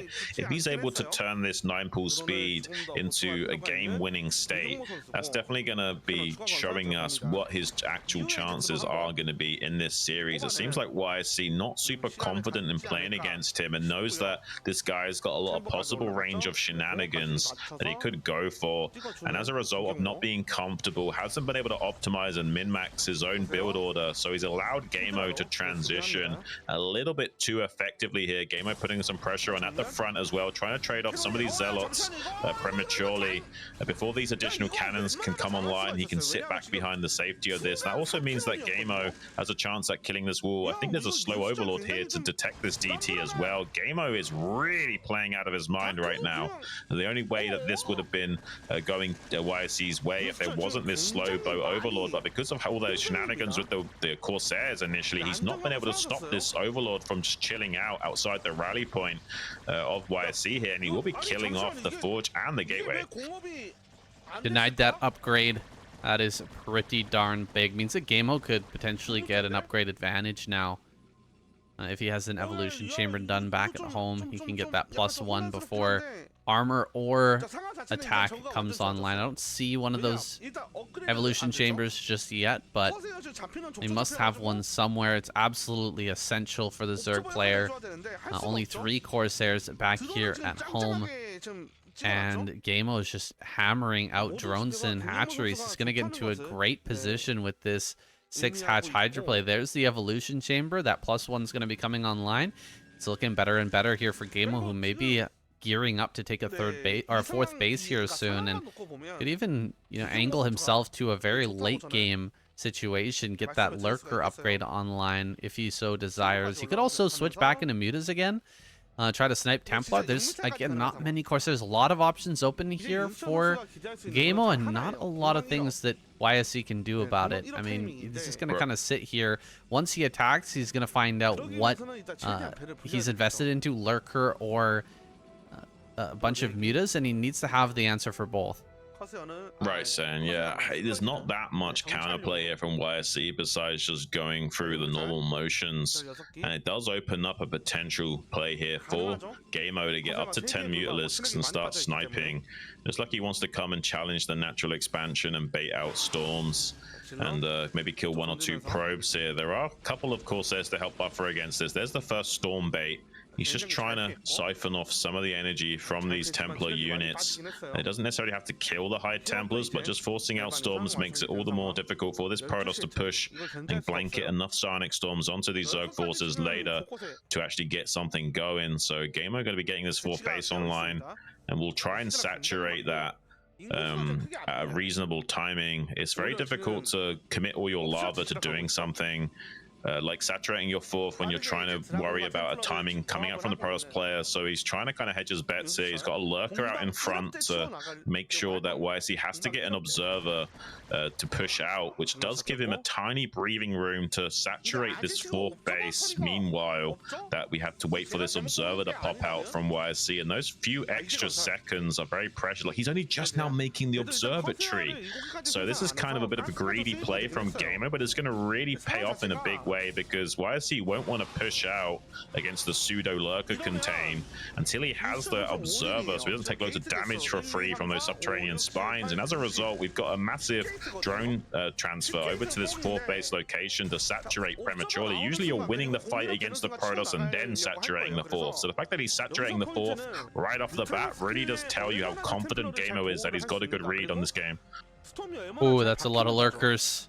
A lot of lurkers have been set up from ggaemo, but he's not setting them up in front of the natural of YSC. He's baiting him. He's waiting for him to start moving out here. Wants to dive in with those mutas, force a couple of those Templar, maybe get a sniper too before he fully engages with the army. That's so much stuff from ggaemo on his rally point. You can see the accumulation of units there towards the center of the map is growing and growing like a cancer. Lurker here at the front. He's going to be taken out for free. Big lurker swell in the middle of the map. YSC behind in supply. ggaemo, if he gets a really good engagement coming up here, in fact, he's just going to spread out lurkers and dare YSC to attack into him.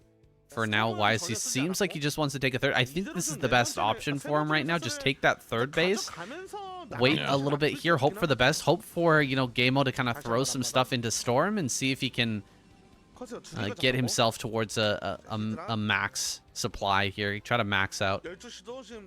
Yeah, I don't think there's much other play here from YSC. He has to just take this 3rd base and maybe start to skirmish with the Zerg in a few moments here. It'd be great if he could get that the amulet upgrade for these High Templars to give a potential of 3 storms apiece, as well as them starting with an additional 12 energy. With the amulet upgrade, they start with 62 instead of 50, so they got their storm online a little bit sooner, and he needs as much splash damage on hand as possible to deal with the absolute swelling of that cancer that's starting to put some pressure on his brain right now. It's going to be difficult for him to combat this directly. He's probably going to instead want to maybe even double expand and take this 4th base and just sit back on macro and hopefully out-trade the Zerg by skirmishing later on. ggaemo knows that's a possibility, so he's going to take his 5th base now and maybe start to transition into Hive, knowing that it's going to be a little bit tricky to force a fight at this 4th base with how much Storm is currently online for YSC. Looks like ggaemo's in a good position to try and deny that 4th. He's stuck here on layer tech this entire time, and he's just working towards a max out as quickly as possible. So he's currently supply blocked. He is going to set up a base in top right as well, but he's going to have a giant amount of units to try and deny this 4th. It's going to be a ridiculous amount of Zerg coming into position. Can't be eating storms like this, though. If he gets denied this 4th and he hasn't transitioned into Hive, he's going to be in a lot of trouble. Yeah, I'm hoping he has placed down that Queen's Nest and has the Hive on the way, because he shouldn't really be forcing a fight right now at the 4th base. I think he just wants to try and skirmish with the Protoss, force out as many of those storms as possible and make it a safer transition while expanding into this top right quadrant of the map. He's forcing the Protoss to come out and chase these Hydras down. Now here comes the swelling. Now this is the fight that's being forced at the 4th base. He's kind of got this Protoss army out of position and cut off. There will be an attempt to sandwich and pincer from both sides here from YSC. Reinforcements coming up from the rally point, but as long as he does some good storm dodging, there's still a way of making this work for ggaemo here. Hydra's getting in top of that 6 o'clock position. Ling starting to target down that Nexus. He's trying to do a 1-2 punch combo here and get a snipe on this Nexus, but he has lost a lot of his units to do it. When all said and done, though, I do think this is working out for ggaemo. Yeah, I think this is the game plan here all along, just to try and shut this 4th base down. I don't think there's a Hive behind this. We're already past the point where Hive should have come online. There are a lot of links being made, so it makes me feel like the transition might be coming along, but that was just so many units, guys. That was such a huge amount of units. Does he have enough to defeat this follow-up army?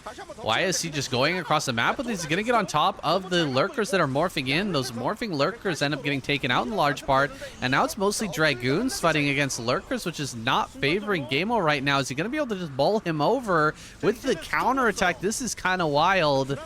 YSC actually busting through everywhere. More lurkers making their way up. They're going to run right up on top of these Dragoons, start to gun some of them down. Looks like he will just barely push everything away, but he's had to pull every single unit from every single base in order to make it happen.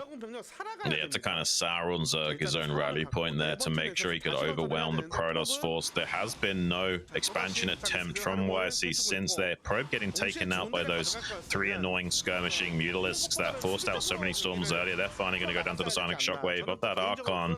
But yeah, unfortunately, not being able to take this 4th gas means that there's a big clock on YSC to make a timing attack work. He's going to be like pretty much all in at this point, trying to do some damage to ggaemo and put ggaemo on the back foot. ggaemo knows that he's got a lurker field already set up. He's macroing on all cylinders right now. He doesn't need to expand anymore. He just needs to spend all of his lava on units. He hasn't even fully saturated this 5th base in the top right. He's only got a few drones there. He knows this is not the time to drone. He needs all hands on deck, pumping out non-stop units, because if soon there's going to be a timing attack from YSC and he needs to engulf it and completely surround. There's so many Templars in this army pushing to this natural 3rd location.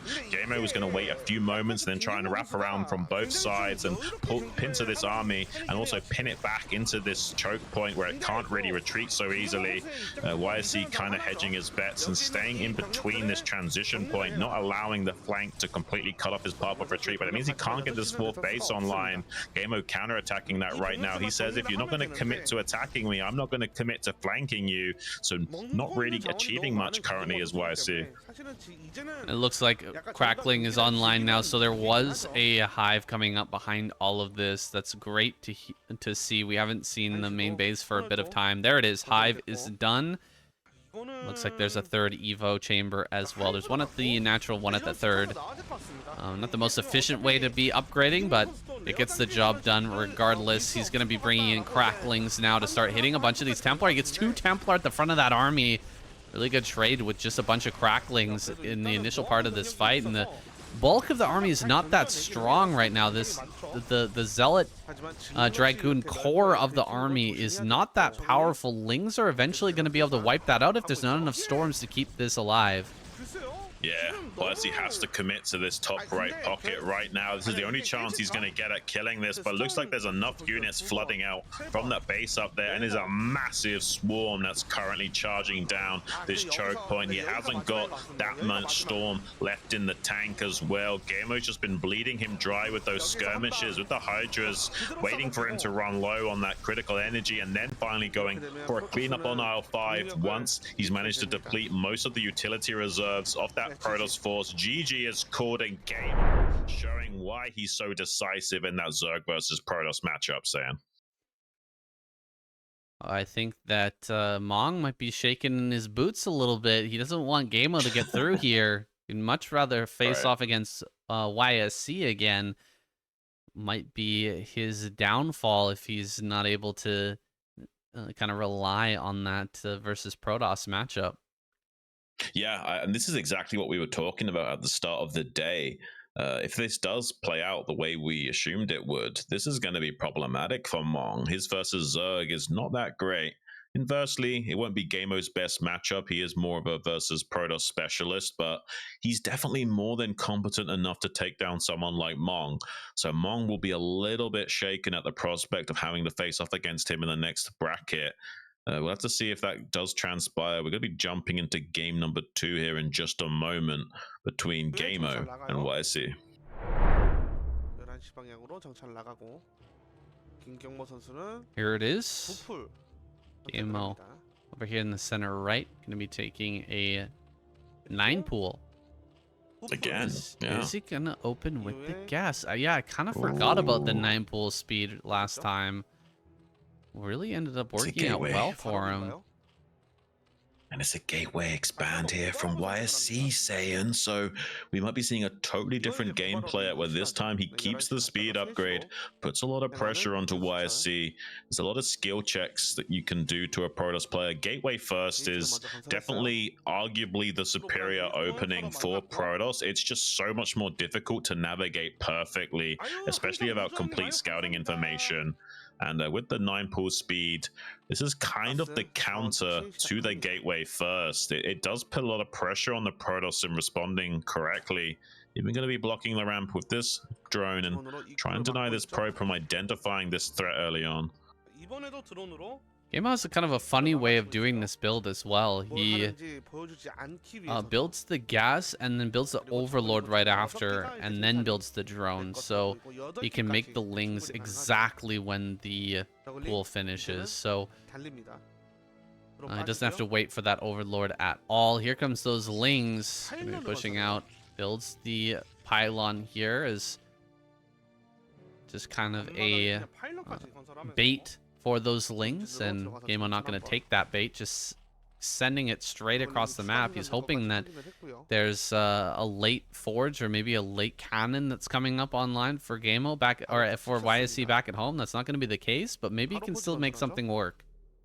Yeah, this is the Korean 9 pool Saiyan, so it's 9 pool drone, gas overlord drone, to make sure everything is crisply timed to optimize the mineral. Oh, pretty good surround on this Zealot. Does deny it from getting into the safety of that nook and cranny, but when all said and done, does still hold the line temporarily. ggaemo not being super successful with getting in there and killing that first Zealot off. So far, so good from YSC holding the line. ggaemo not really getting as much damage done as he would hope. He's trying to get a kill on this Zealot that's been weakened. Does finally get that. Now he's waiting for more additional Zerglings to get along. He actually does get a run by with those 2 lings. That's huge, actually. Getting in there is insane right now. These are almost Jaedong tier lings being able to squeeze in like that.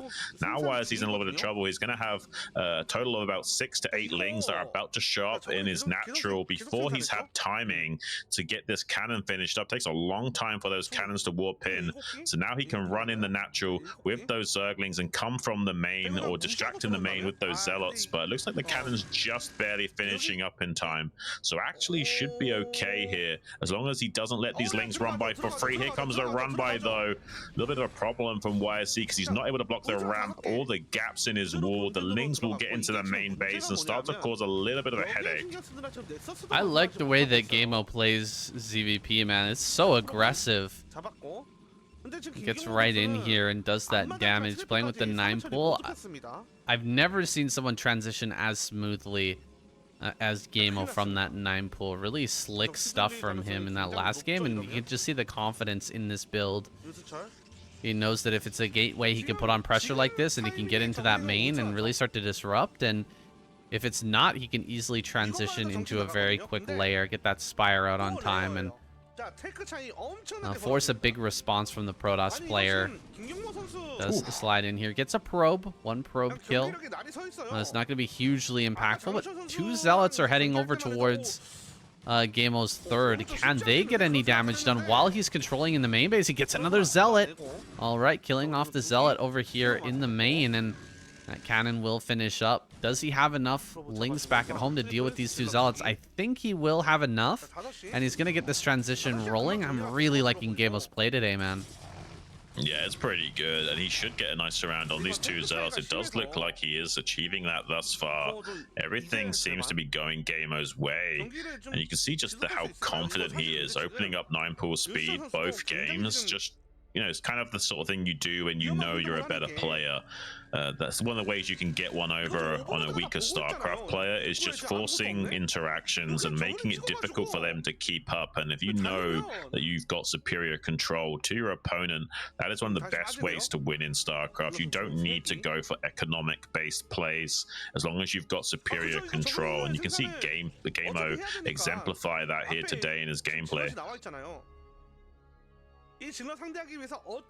Was almost a perfect hold from YSC, but that's run by into the main really started to pull him apart, and now he's just reliant on sending Zealots over and over again across the map, kind of donating them to ggaemo, who's always going to have the speed advantage, right? He's had this sling speed for some time, and you will just be able to choose the time of the engagement. Oh, these Zealots have kind of gotten into a weird spot here.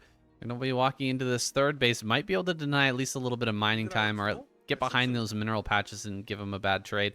Oh, one Zealot making its way over towards the main base. Looks like ggaemo's kind of missed it. Come on, get those lings over there. All right, not paying attention for a moment here. YSC forcing some interactions from ggaemo, and he's actually getting the upper hand. Oh, does manage to get a drone kill as well. We'll save the rest of those drones by pulling them back, but it's still a pretty big win. Distracting with this Zealot in the natural as well at the same time. That finally gets cleaned up, but yeah, getting a drone kill, forcing the drone pull, and now putting a lot of damage onto this hatchery. He will save the hatchery, but it does open it up to being sniped later on. An additional Zealot reinforcing currently. That is now enough Zealots to hold the line and micro and kill all of these Zerglings. He has to wait for more Zerglings to hatch out of the eggs. Here comes a Mutalisk to slowly put a clock on this force, so we'll be cleaning this up, but a lot of damage has gone down onto that hatchery, and does make a run by attempt from YSC, potentially successful in sniping that later on. ggaemo's going to want to be super active out on the map now and prevent any possibility of Zealots coming in to kill that. Felt like YSC was kind of bleeding into ggaemo for a bit there, but it ended up working out in his favor, slowly but surely. Forcing those interactions and slipping by Zealots over and over again. He's done quite a bit of damage to prevent ggaemo from mining on that third for a good amount of time. Now diving directly in here on top of the cannons. Just going to go straight for the kill in this natural. Trying to get these connections with these Scourge. He does get the one connection there, picking off one of those Corsairs. There's only a few Mutalisks left. Another Corsair comes up. 2 more Scourge are going to try to connect. 2 Scourge do connect, and that one Corsair is just not going to be quite enough to deal with these Mutas. They can turn and fight. More Lings coming up. They're going to continue to deny these cannons, and the Zealots just can't do too much about it. The probes are going to be pulled. This cannon is trying to finish, but it just can't quite get there. A lot of probes are out here in the front just trying to keep this cannon alive. Can he keep it alive? Great surround with those probes on the Lings, but the cannons are continuing to go down. Another Corsair pops out here. How low are those Mutas, and will he be able to finish him off?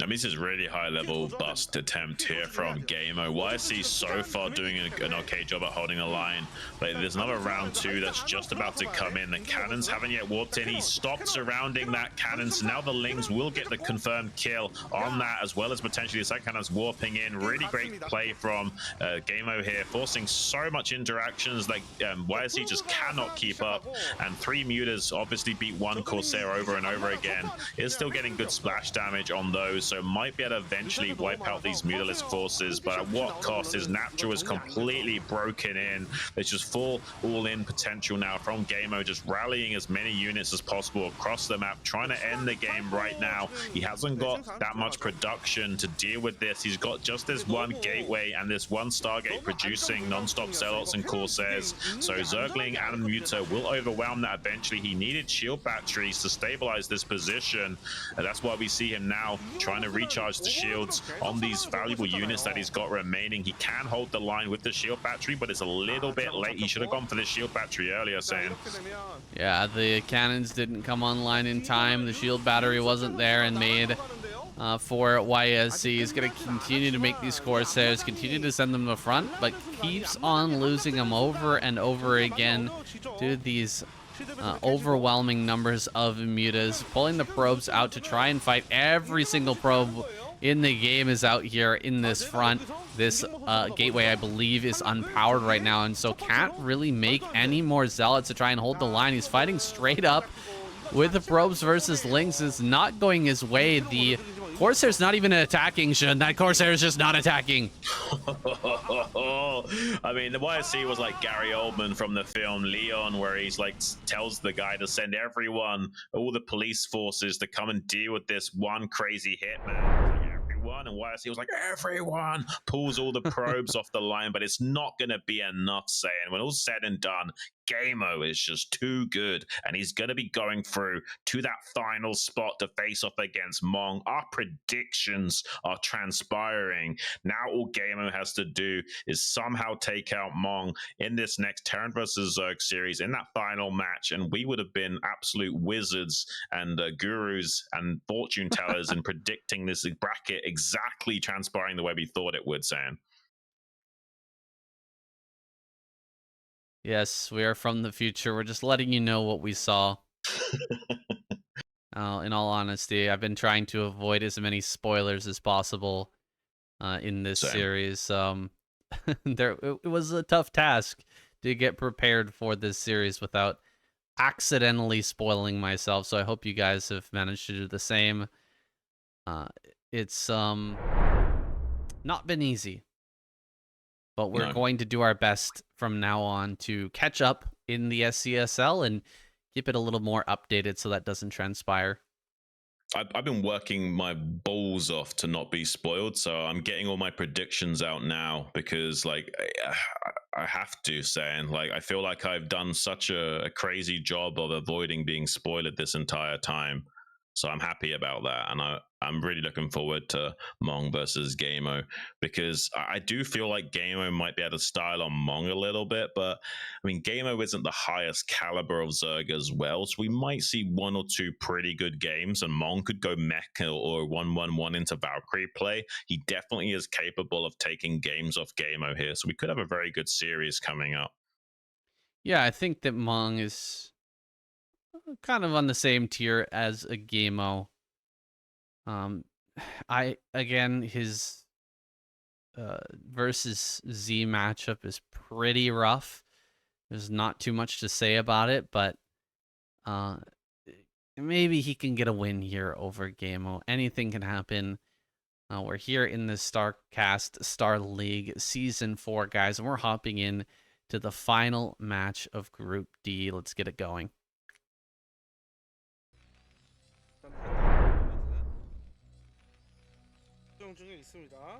And so as we hop into this last match, thank you so much for being here, guys. Those of you in the Super Live chat and those of you in the YouTube video afterwards, we really do appreciate you. And if you have any suggestions for us, any constructive criticism, you can leave it in the comments. Let us know what you think about this new setup and if we're doing a good job. We do try to take those to heart if they are indeed, in good faith and in good spirit. Nah, speak for yourself, saying I'm happy with any kind of criticism. It makes me laugh. I find it enjoyable, and at the very least, it boosts the algorithm. So by all means, leave whatever toxicity you do want to leave. It's always gets a kick out of me, at least. I appreciate you guys leaving feedback. Either way, you're doing something right when you've got haters saying, that's when you're starting to hit the right mark, and you've got actual dedicated people set out to leave you some negative feedback. Too true, too true. I've had a few of those people who are extremely dedicated to hating. Just a fan of the game, I suppose.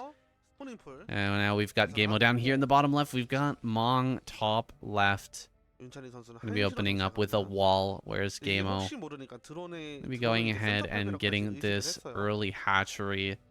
We have a spawning pool coming up, but no gas just yet. So I'm a little wondering what's going on here. I think it's going to be a 2.5 hatch, Xun.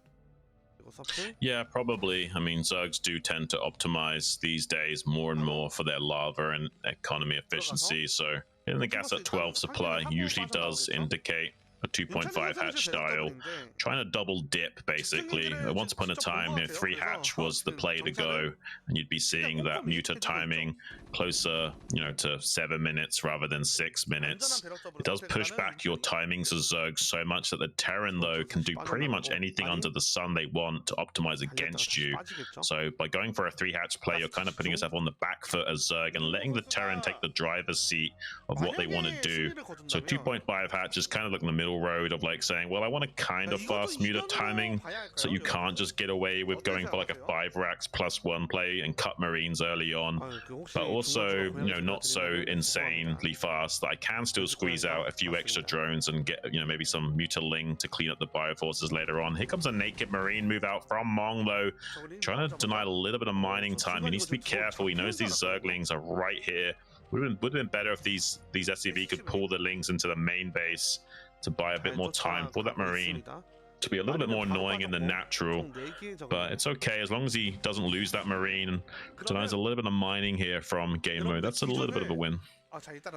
That's not intended to do much more than that. That first Marine coming across the map wasn't a very fast barracks by any means, so did what he could with it. Now gonna head back home, get into this wall, make sure that he doesn't take any damage. Oh, Marine walking out.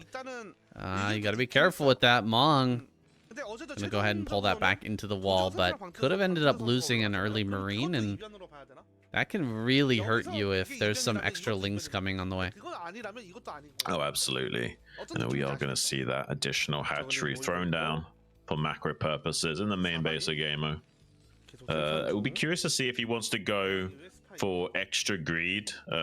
He's taken a fairly fast second gas, so I don't think he's going to do the style that you sometimes see Hero go for, where he basically only makes like between 2 and 5 mutas only and uses them for scouting purposes and denying the bio from coming out too early and punishing him, but you can then drone heavily behind that.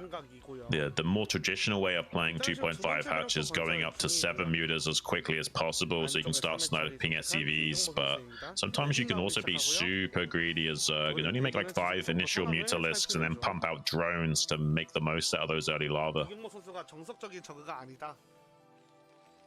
This is a +1 build for Mong. See how many barracks he ends up throwing down, because I don't really see Mong play that much M&M. I'm kind of curious what his style is going to be like. How heavily is he going to commit into barracks, and when is he actually going to look to get this transition going? Maybe just going to rely on one giant timing attack and having a kind of an overwhelming force of Marines to break through the natural. I'm just curious because, yeah, like I said, this is not his forte, and he's probably going to rely on, not just super solid Marine meta control like someone like Rush would just, kind of react to the Zerg player and do whatever he feels like is strongest in the moment. I feel like there's a plan here for Mong, and he's going to hit a timing where he can actually try and break through. Yeah, he has gone for that 4 rack, so we'll allow him to come out onto the map a little bit earlier than usual against that muta force, and it seems like ggaemo inversely is going to go all the way up to 7 mutas right off the bat and not try and optimize for drone count here. So he wants to come in and start punishing Mong soon and hitting some of these SCVs and maybe exploiting the slightly lower caliber of bio control from Mong.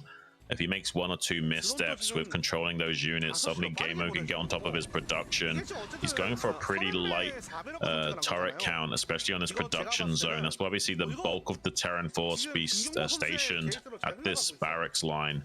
Knows that if ggaemo comes in here and kills that turret for free, so he's going to be in trouble. He will want to start adding on turrets to his natural as well, going up to at least 3 or 4 of those. That'll stop too much harassment coming out for free for ggaemo.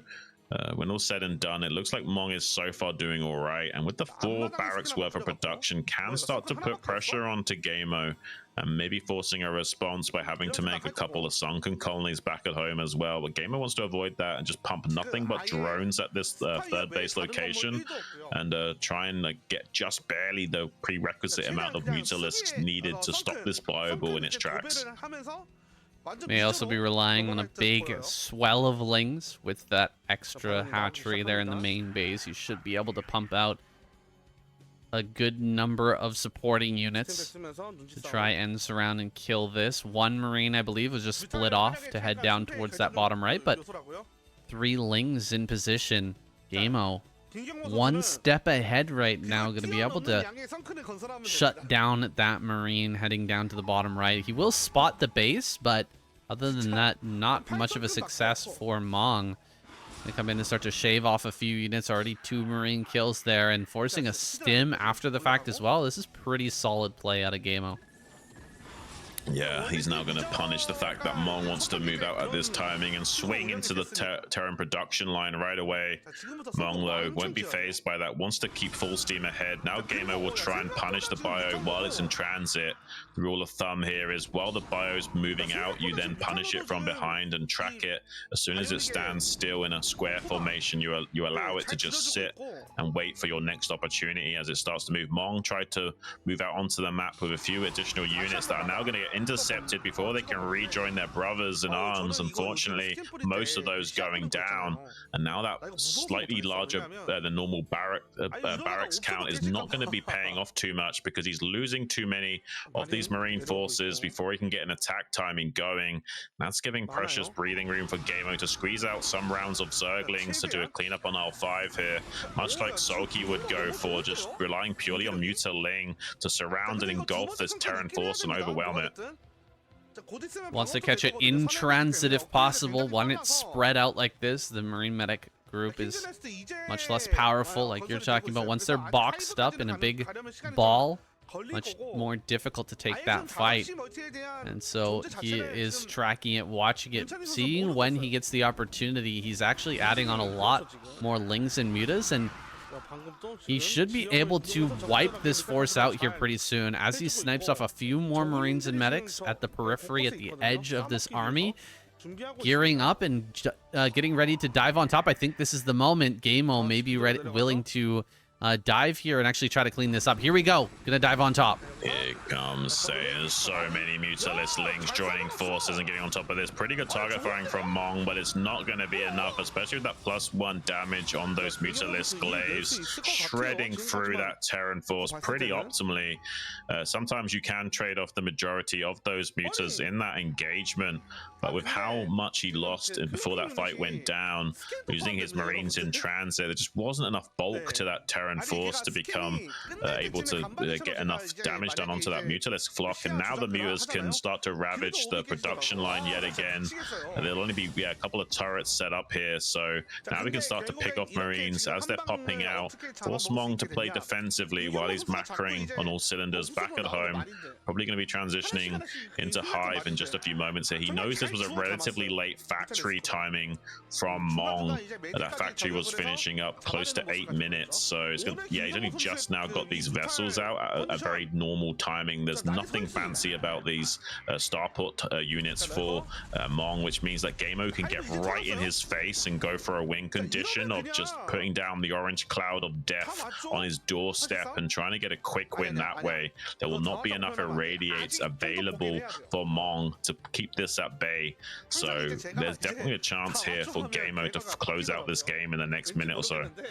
Yeah, Mong has put himself into a position he's just not well equipped to deal with. Trying to place SK Terran style, you need a lot of practice with this type of style to actually make it work against a top tier Zerg player. And really, ggaemo's not quite that very top tier, but he's strong enough to be in the SCSL. He's been in the ASL quite a bit. That is, I think, a little bit too much for Mong. A player of this status he's gonna have a very hard time against it. This is not a bad engagement, actually. The turn here and the surround is working out quite well for me. He actually clears out every lurker. Wow, we missed the beginning part of that engagement, but that was done pretty well by Mong, getting through all that. Just so many lurkers behind this, though. Yeah, he does give himself some breathing room to make sure the Zerg can't just end the game right off the bat, but there will be a flood of lurkers joined by a Defiler soon. ggaemo going to start throwing down some macro hatcheries and take his 4th gas location right now. Not much that Mong can really do to punish any of this. He can't really afford to make dropships either, because then he won't have enough vessels to continuously irradiate the lurkers and the mutalisks in the air with that, especially the defilers. He needs to at least save like 1 or 2 irradiates at all times to pick those off. Ggaemo knows that he needs to be defensive for just a few beats here. He's got some stack lurkers with an overload on top to make it very difficult for Mong to get anything done. He's even prepared for a drop in the main base in case that Mong wanted to go pretty all in with that. Neither one of those things are going to transpire, so Mong's going to try and lean on ggaemo right now and not really get enough done. And he's going to try and put down some irradiates onto these mutas, but that's a little bit of a mistake if you ask me. Now there's not many irradiates left for these lurkers and defilers to actually lay siege to the Zerg, and instead we're just going to see a transition into 4 gas Ultralisk from ggaemo and close out the game in a much more traditional style. That's really what it's looking like to me. ggaemo setting up this 4th gas. So slightly behind the curve, but there's been quite a bit of action in this game, and shutting down those early marine attacks and being as aggressive as he was with the lurkers means that he's slightly slow, but as long as he just keeps things going the way that he has and make sure that no drops get in, he should have that 4th gas in time to get that 2nd armor upgrade. In fact, he's already started that 2nd upgrade, armor upgrade, and we'll be getting into some hive or some ultra tech here pretty darn soon. We've been able to break out here. May just not quite have. Okay, here comes the drop. This is the drop I was looking out for. That drop going to come into this main base. He does have 2 Scourge to deal with that. These Lings here on the ground already going to be killing off some of these Marines. Big round of vessels coming into the main base, but Dark Swarm comes out. That's enough Lings, I think, to clear all of this. And with the lurkers here as well, he will be able to get this 4th gas online. Drop going to follow up once again. Going to try to land here. He does lose it, though, with the Scourge. And you can just see a little bit of the hard time that Mong has with this matchup. Yeah, you can see why he doesn't usually play SK Terran. It doesn't usually go his way. He is double expanding, trying to get this top right pocket in the northeast quadrant, as well as this natural 3rd online, but soon he's going to be dealing with some Zerg counterattacks. The 4th gas will be taken soon. Ultralisk Chitinous playing will be finishing up in just a moment here. He's not yet going to make too many Ultras. He's just going to start peppering them into his composition slowly but surely. He first wants to make sure everything is stabilized and he can start. Oh, if he doesn't have Burrow upgrade, actually this Razor trick might get a lot done. He's trying to evacuate the drones. Unfortunately, Mong was not controlling these vessels quick enough to follow that train of drones. He probably would have killed a lot more drones than that if he actually manually controlled those vessel units, instead just putting them on patrol in the natural expansion. A little bit of a mistake from him. Doesn't have the task switching ability to do everything, unfortunately. SK Terran is one of the hardest things to execute in StarCraft, and not many other build orders and styles really come close. The only thing that competes with that is Reaver Ser in Protoss versus Zerg, and Hydra Defiler in Zerg versus Terran. There's not much that competes with that level of mechanics in this game. Yeah, he's struggling to get these Marine medics moving, and we saw earlier he didn't have the mechanics to get the dropship, keep the dropships moving while he was unloading as well. He could have easily avoided a lot of that, a lot of those Scourge by just having those slide as they were dropping out the units. Might have been able to do a lot of damage. So it's kind of his big chance, right? The drop into the bottom right, that was a big risk, and it was his big opportunity to maybe get in there. Oh, big, huge eraser here over this natural. So many kills, and the bust in now as well. Firebats are going to do a lot of damage to these lurkers that are stacked up. The counterattack is big, but this drop is going to come into the main at the same time. View Mong suddenly out of nowhere just breaking through everywhere and busting in on all of ggaemo's bases while ggaemo's doing a counterattack. This is wild. Wow, Mong wakes up from his coma and suddenly looks like he can play SK Terran all of a sudden. Just evacuates his third base, full steam ahead. Can he get into his fourth base location and shut that down as well? Some Ultralisks popping out. If he has a D-Matrix, that would be huge, but unfortunately, he will be cleaned up in this base. He has killed that third base. There's only 3 gases left mining for ggaemo. If he can resecure his own third natural, then he will be in a pretty good spot. He's trying to be annoying as possible by getting some units behind this mineral line and sandbagging ggaemo as much as possible. Ultralisks actually don't fit behind those mineral fields, so it's super annoying to clean them up with pure Ultra alone. You kind of need lurkers and zerglings to make that work out, which is why he's shuffling his lurkers forward here. Does start to snipe out some of those units and vessels with Scourge.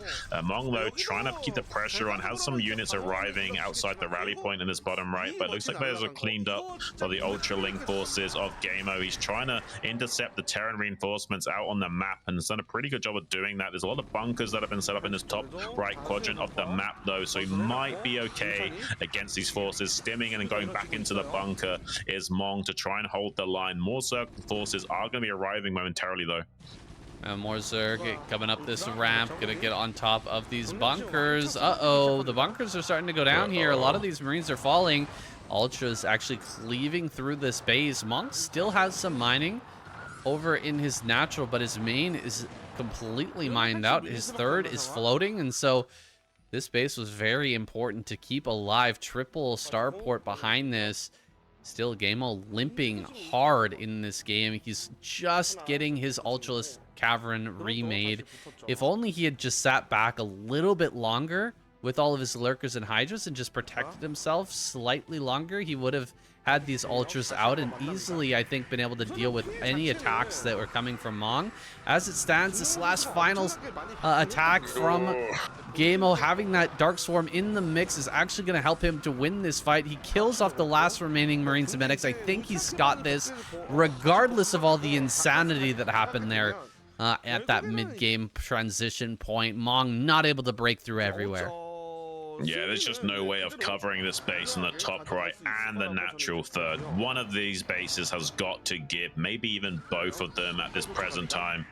Some Scourge not able to find connections on those vessels, but it doesn't matter. The Ultra is starting to ravage this mineral line, forces an evacuation. We've got another SCV train transferring over to that top right pocket, but Mong is currently on the back foot trying to stabilize, which is problematic because you can't really defend on 2 fronts unless you've got better map control as Terran, and he definitely doesn't have that underway. ggaemo going to be resecuring the base that was wiped out, get back up onto 4 gases worth of production, and should be still able to isolate a win condition here.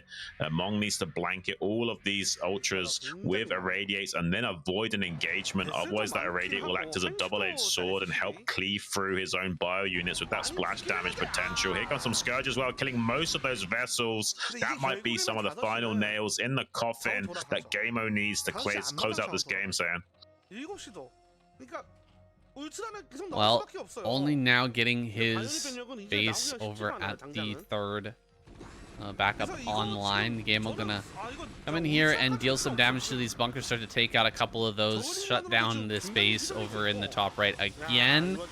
Muta's coming up. They've been on defense duty this entire time, but they're finally gonna come start to deal some damage over here at the third base. Not a lot of ultras. That ultra cavern was just remade, so we're gonna see some more coming out here shortly, but for the time being, still a low number of ultras, just a little bit too much fodder in terms of those links. Pretty good falling back there, using the medics to block. You can see like a medic wall on the right hand side of these forces. They're doing pretty well, allowing Mong to trade at a pretty decent advantage, but in the end, ggaemo still overwhelms, and he's 40 supply ahead. Eventually, he's going to be able to find a chink in the armor and break through one of these 2 bases, these fresh bases in the top right or the center left. Yeah, Mong trying to take a note out of Nada's book and go for a Salvation Army attempt by utilizing the wall of medics, but I don't think it's going to be enough. I don't even think any religious prophet could come down from the heavens and save Mong right now. now, Saiyan. This is looking all but over for him now. This CC might go down if he doesn't repair it. He actually does get a repair on it and forces the Lynx to turn off from focusing that. But now the bunkers have been blown up in the top right of the map. This position's overrun. Mong taps out. GG is called. ggaemo taking a pretty convincing number one victory over here. Mong's gonna have to go back to the drawing board and think about how else he wants to play, because I think playing straight up SK Terran might not be panning out for him, even though there was some magic there with that drop coming into the bottom left. While he broke through the third base location of ggaemo, he did seem like he finally figured out how to play the matchup for just a second, but he soon fell through after the fact. We're not going to waste any time, guys. Jumping straight on into this next game. We're in our finals of Group D. Mong or ggaemo? Who's it going to be? I really don't want to see Mong try to play another bio build. Let's see what kind of funky shenanigans he can pull out here in terms of 1-1-1, 2-port Wraith. All of these types of builds where he can rely on vultures and Wraith or tank control. I mean, he's very good in those situations, so I hope he goes for that. Yeah, I hope he does something a little bit different. He definitely has some other styles he can go for and make work for him. Doesn't have to go for that normal straight up 4-axe into SK Terran style. Could be going for mech, Valkyrie play, 2-port Wraith, anything could be utilized here to try and disrupt the usual ebb and flow of this matchup. It's like ggaemo going to be doing his usual thing here, sending out a drone to take his natural expansion at 12 supply. We expect probably nothing too crazy out of him in this series. He doesn't need to do anything fancy to defeat Mong here. He just has to execute his usual style to make this work for him going forward in this series. Just like to take a time to inform you guys that the StarCastTV YouTube channel, we will be bringing you this series, SCSL. I think we're doing Monday and Thursday every week now, Sam? Okay, Monday so and we'll Thursday, be live. 7 p.m. Korean Yeah, Monday and Standard Thursday Time. will be live, yeah. Every single time, 7 p.m. Korean Standard Time. So come check us out there. Similar to when we start the ASL cast usually, except Sunday will be an exception. Streamed much more earlier on Sunday this week, guys. Yeah, it'll be 2 p.m. for that finals, the ASL finals. That's around 10 p.m. Pacific Standard Time for reference. So hopefully more of you guys will be able to make it out for that cast, and we can ring in the new champion together on the SCTV EN channel. Oh, what? This Overlord is going to go down? No way. Oh, boy. That's crazy. I mean, that just might be what Mong needs to take a game off of ggaemo now. Getting supply blocks then is insanity. Like, ggaemo can't really do anything right now. He means he can't optimize his build order. This is kind of nuts, Saiyan. I mean, maybe Mong can make something happen. He can't even produce Zerglings, Saiyan. He can't even make Zerglings to stop these two Marines coming across the map and punish him. The Overlord just now finished. He just now started some Zerglings out of these 2 eggs in his natural expansion. Mong might come in here with these Marines, or he might not. He might just sit back and wait for these 4 Marines to arrive and meet up before pulling the trigger on that. Or he might not go in at all. He might just be happy with that supply block and call it a day. And it does look like he's just going to be backing out and letting ggaemo sweat it a little bit. And now going to be 18-18 again until the next Overlord pops out. So everything is slowed down for ggaemo because you can't make as many drones as usual and what have you. Does mean that everything else is slightly off kilter and your usual timings will be slightly disrupted. Yeah, that was a really solid follow-up from Mong, sending all the Marines across and then just keeping the SCV over top of those eggs. If there's a bunch of drones popping and ggaemo's not fairly respecting him, then he's just going to go over there and start to kill a bunch of drones. Now, Ling speed is done. A lot more links have been made.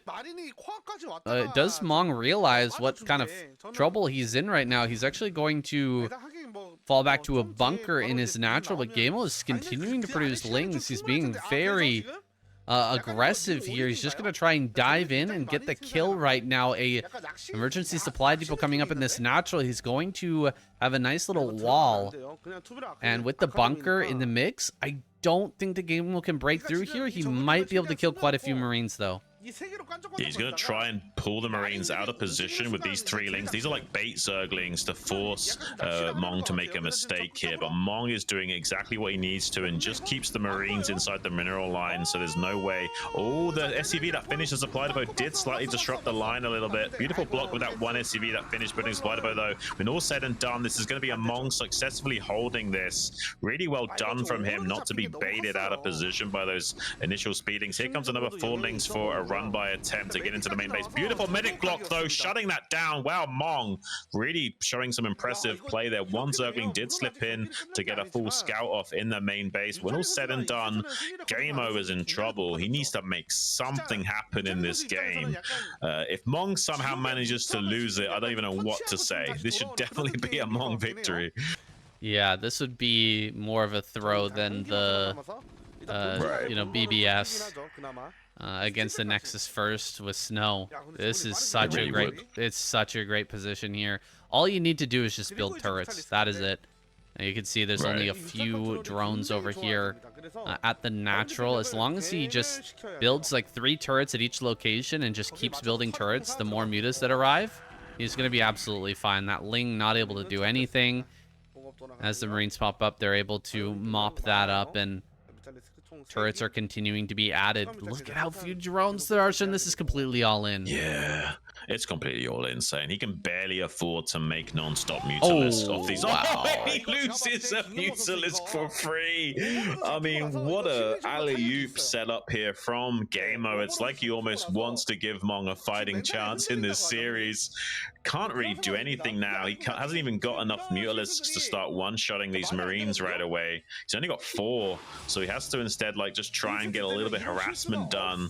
Nothing really will come of this now, and he can't actually start to threaten these Marines. He's finally got that 5th Mutalisk, but Mong already feeling confident coming onto this map. He will start to lose a couple of these Marines as long as he doesn't overstim too much, stays in square formations, and reforms to a line when the Mutalisks come in. He will be getting fairly good trades against these. There's no transition yet from ggaemo. This is just non-stop Mutalisk production, hoping that he can out-trade the Bioball of Mong in this game, and eventually trying to sneak out a win by having better micro and better unit control overall. But I don't know, man. I don't even think Mong can throw this situation. I think he's going to be closing it out slowly but surely.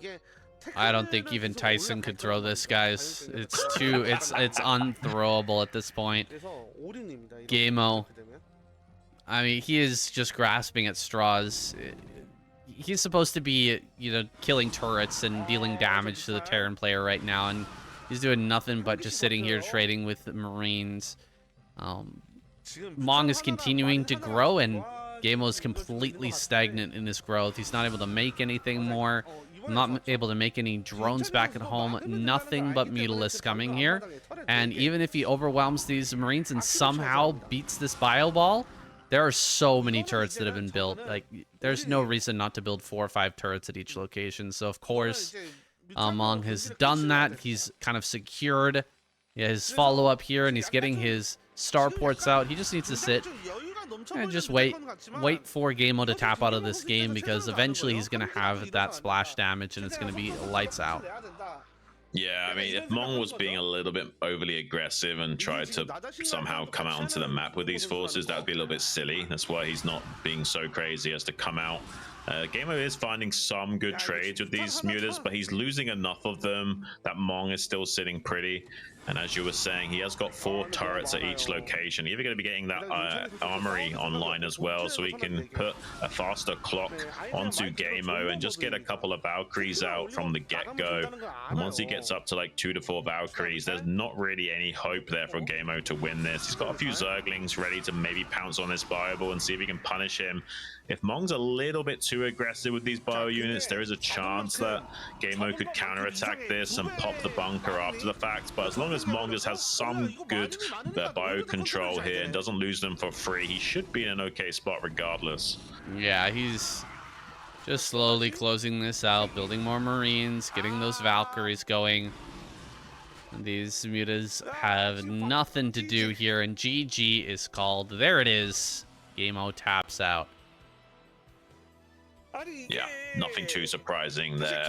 Just unfortunate that he couldn't get anything additionally done with that Ling attack. It was a nice idea to try and bait Mong into making a mistake by pulling his Marines out of the wall to clean up the Lings in his mineral line, but Mong has seen those kinds of tricks 1,000 times, so he knows just to keep, you know, 1 or 2 Marines in his mineral line and use those alone to push those back. And we will be going into a decider match now between these two players, saying it would be kind of crazy if Mong somehow takes out ggaemo in game number 3.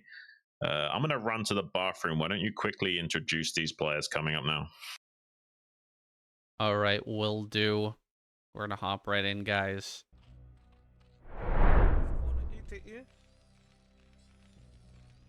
Starting off here. Over in the top right-hand corner, we've got Mong. Has been having a bit of a tough time against Zerg recently, but look at this. He's gonna start with an 8 racks. Try and mix things up. He knows that ggaemo's been doing 12 hatch every game so far, so maybe this can work out for him. Put on that early pressure, although, you know, the way it went against Snow, this isn't a BBS, but the way that the game with the early pressure against Snow went, maybe his Marine control just isn't quite there. I really would have preferred to see him go for a 1-1-1 play in this series, but it doesn't seem like that's what we're going to get. ggaemo down here, he is lining things up for a 12 hatchery. In cross map position, he might be okay. This is Deja Vu. Notoriously bad map for Zerg players. It just doesn't go very well for Zergs overall. I still think ggaemo should win this, though. I think he should be able to put this together. It's just, will he make any more big mistakes like he did in that last game? Let mutas fly into a rally point or something like that. He needs to pull things together. Yeah, he needs to just make sure he doesn't let that last game get into his head too much and I kind of forget about it. It's a very slightly Terran-favored map. Not by a huge margin, though, only by a few percent points. So when all's said and done, shouldn't be too difficult for ggaemo to get things together here. We got a slightly forward racks, though, from the Mong. Trying to put on some pressure early on, but it is cross-map positions. Takes a few extra seconds to get down here and punish this. So ggaemo might be okay with that extra time afforded to him. Yeah, this was an 8 racks from Mong, and pushing up with 2 SCVs to try and body block. Putting as much health on this bunker as he can before pulling back. There are 2 Marines here, but Mong has already shown that he's not too good in these early trades. He's not too good at dealing with workers with these Marines. Getting this around now. Pretty good surround from ggaemo, but a good split from Mong as well. Sending that 1 Marine to the left. Kind of dodging a lot of this drone damage. Can he get this around? Okay, he will get us around on one of these Marines, but 4 drones have gone down. Wow. And with 4 drone kills, Mong is feeling very good.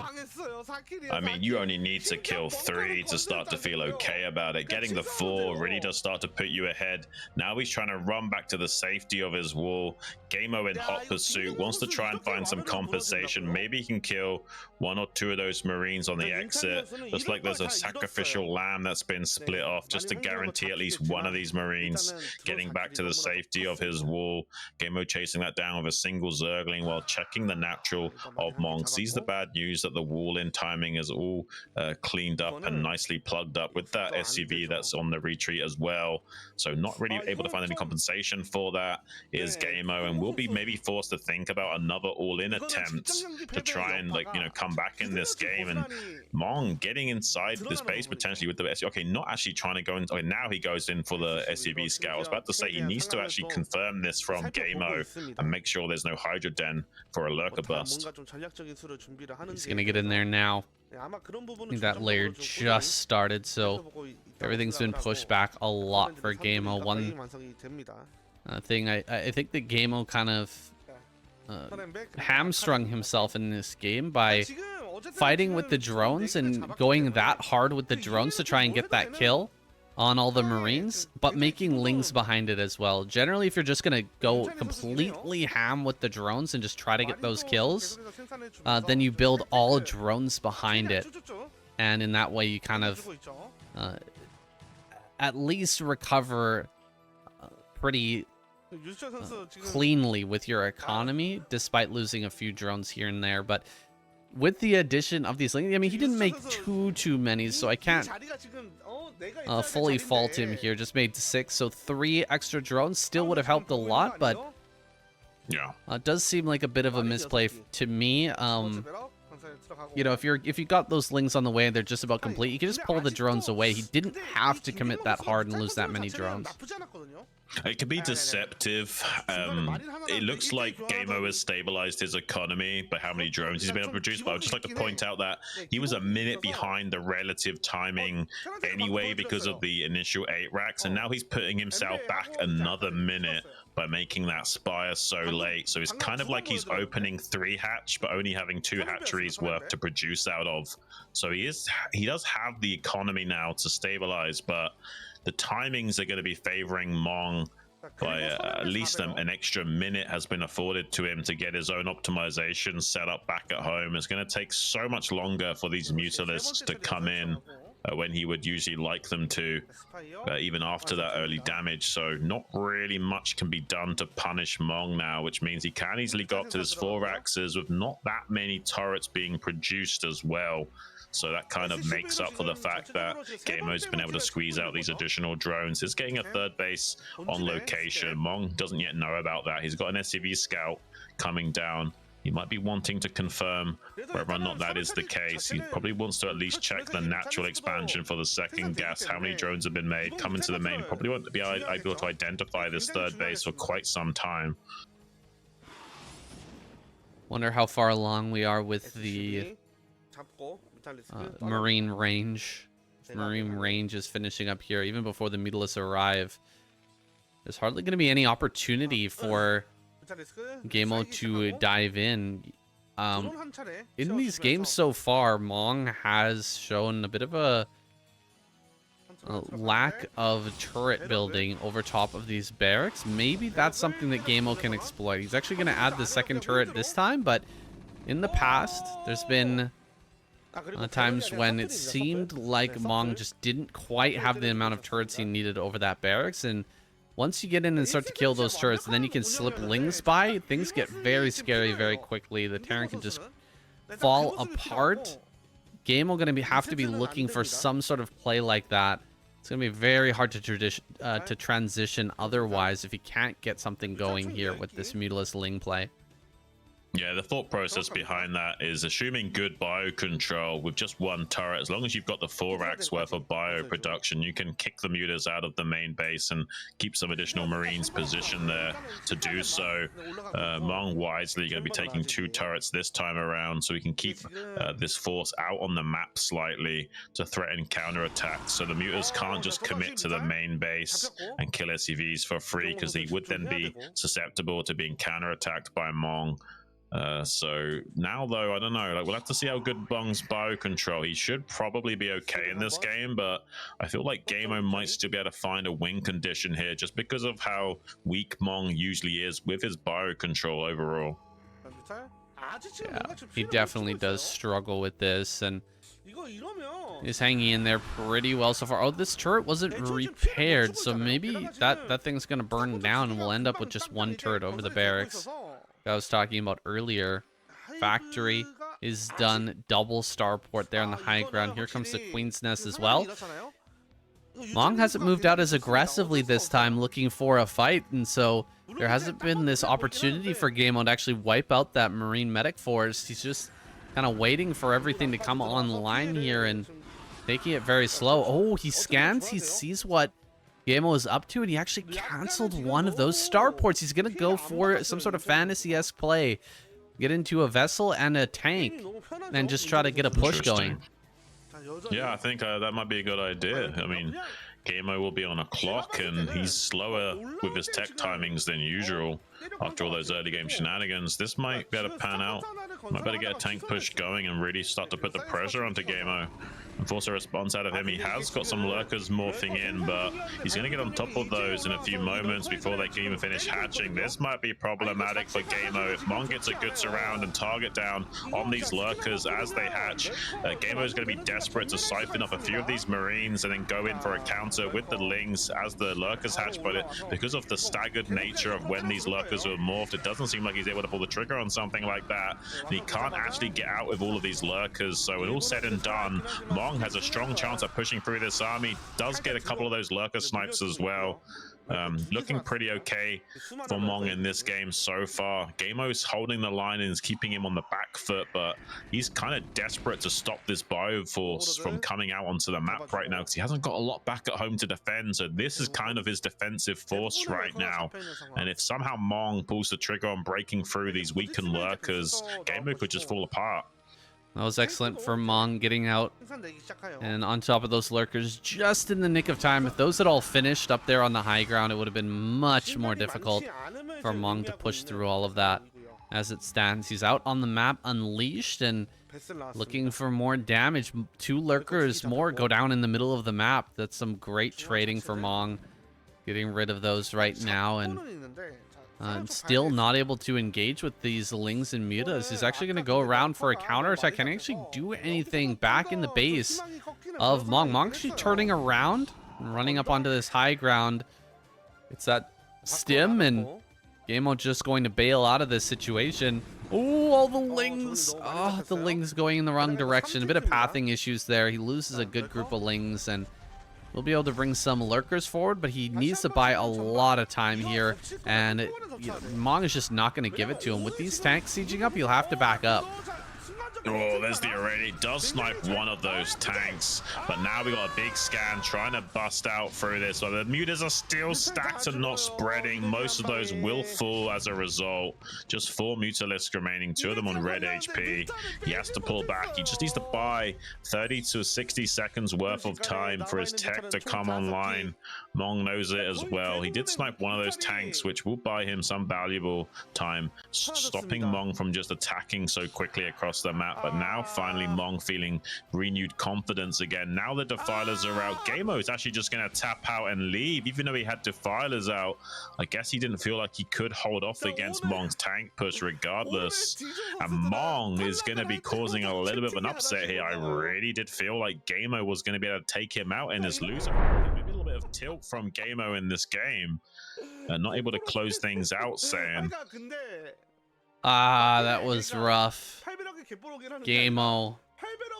I thought he was going to be able to take this one down, but Mong makes his way through, even though he had to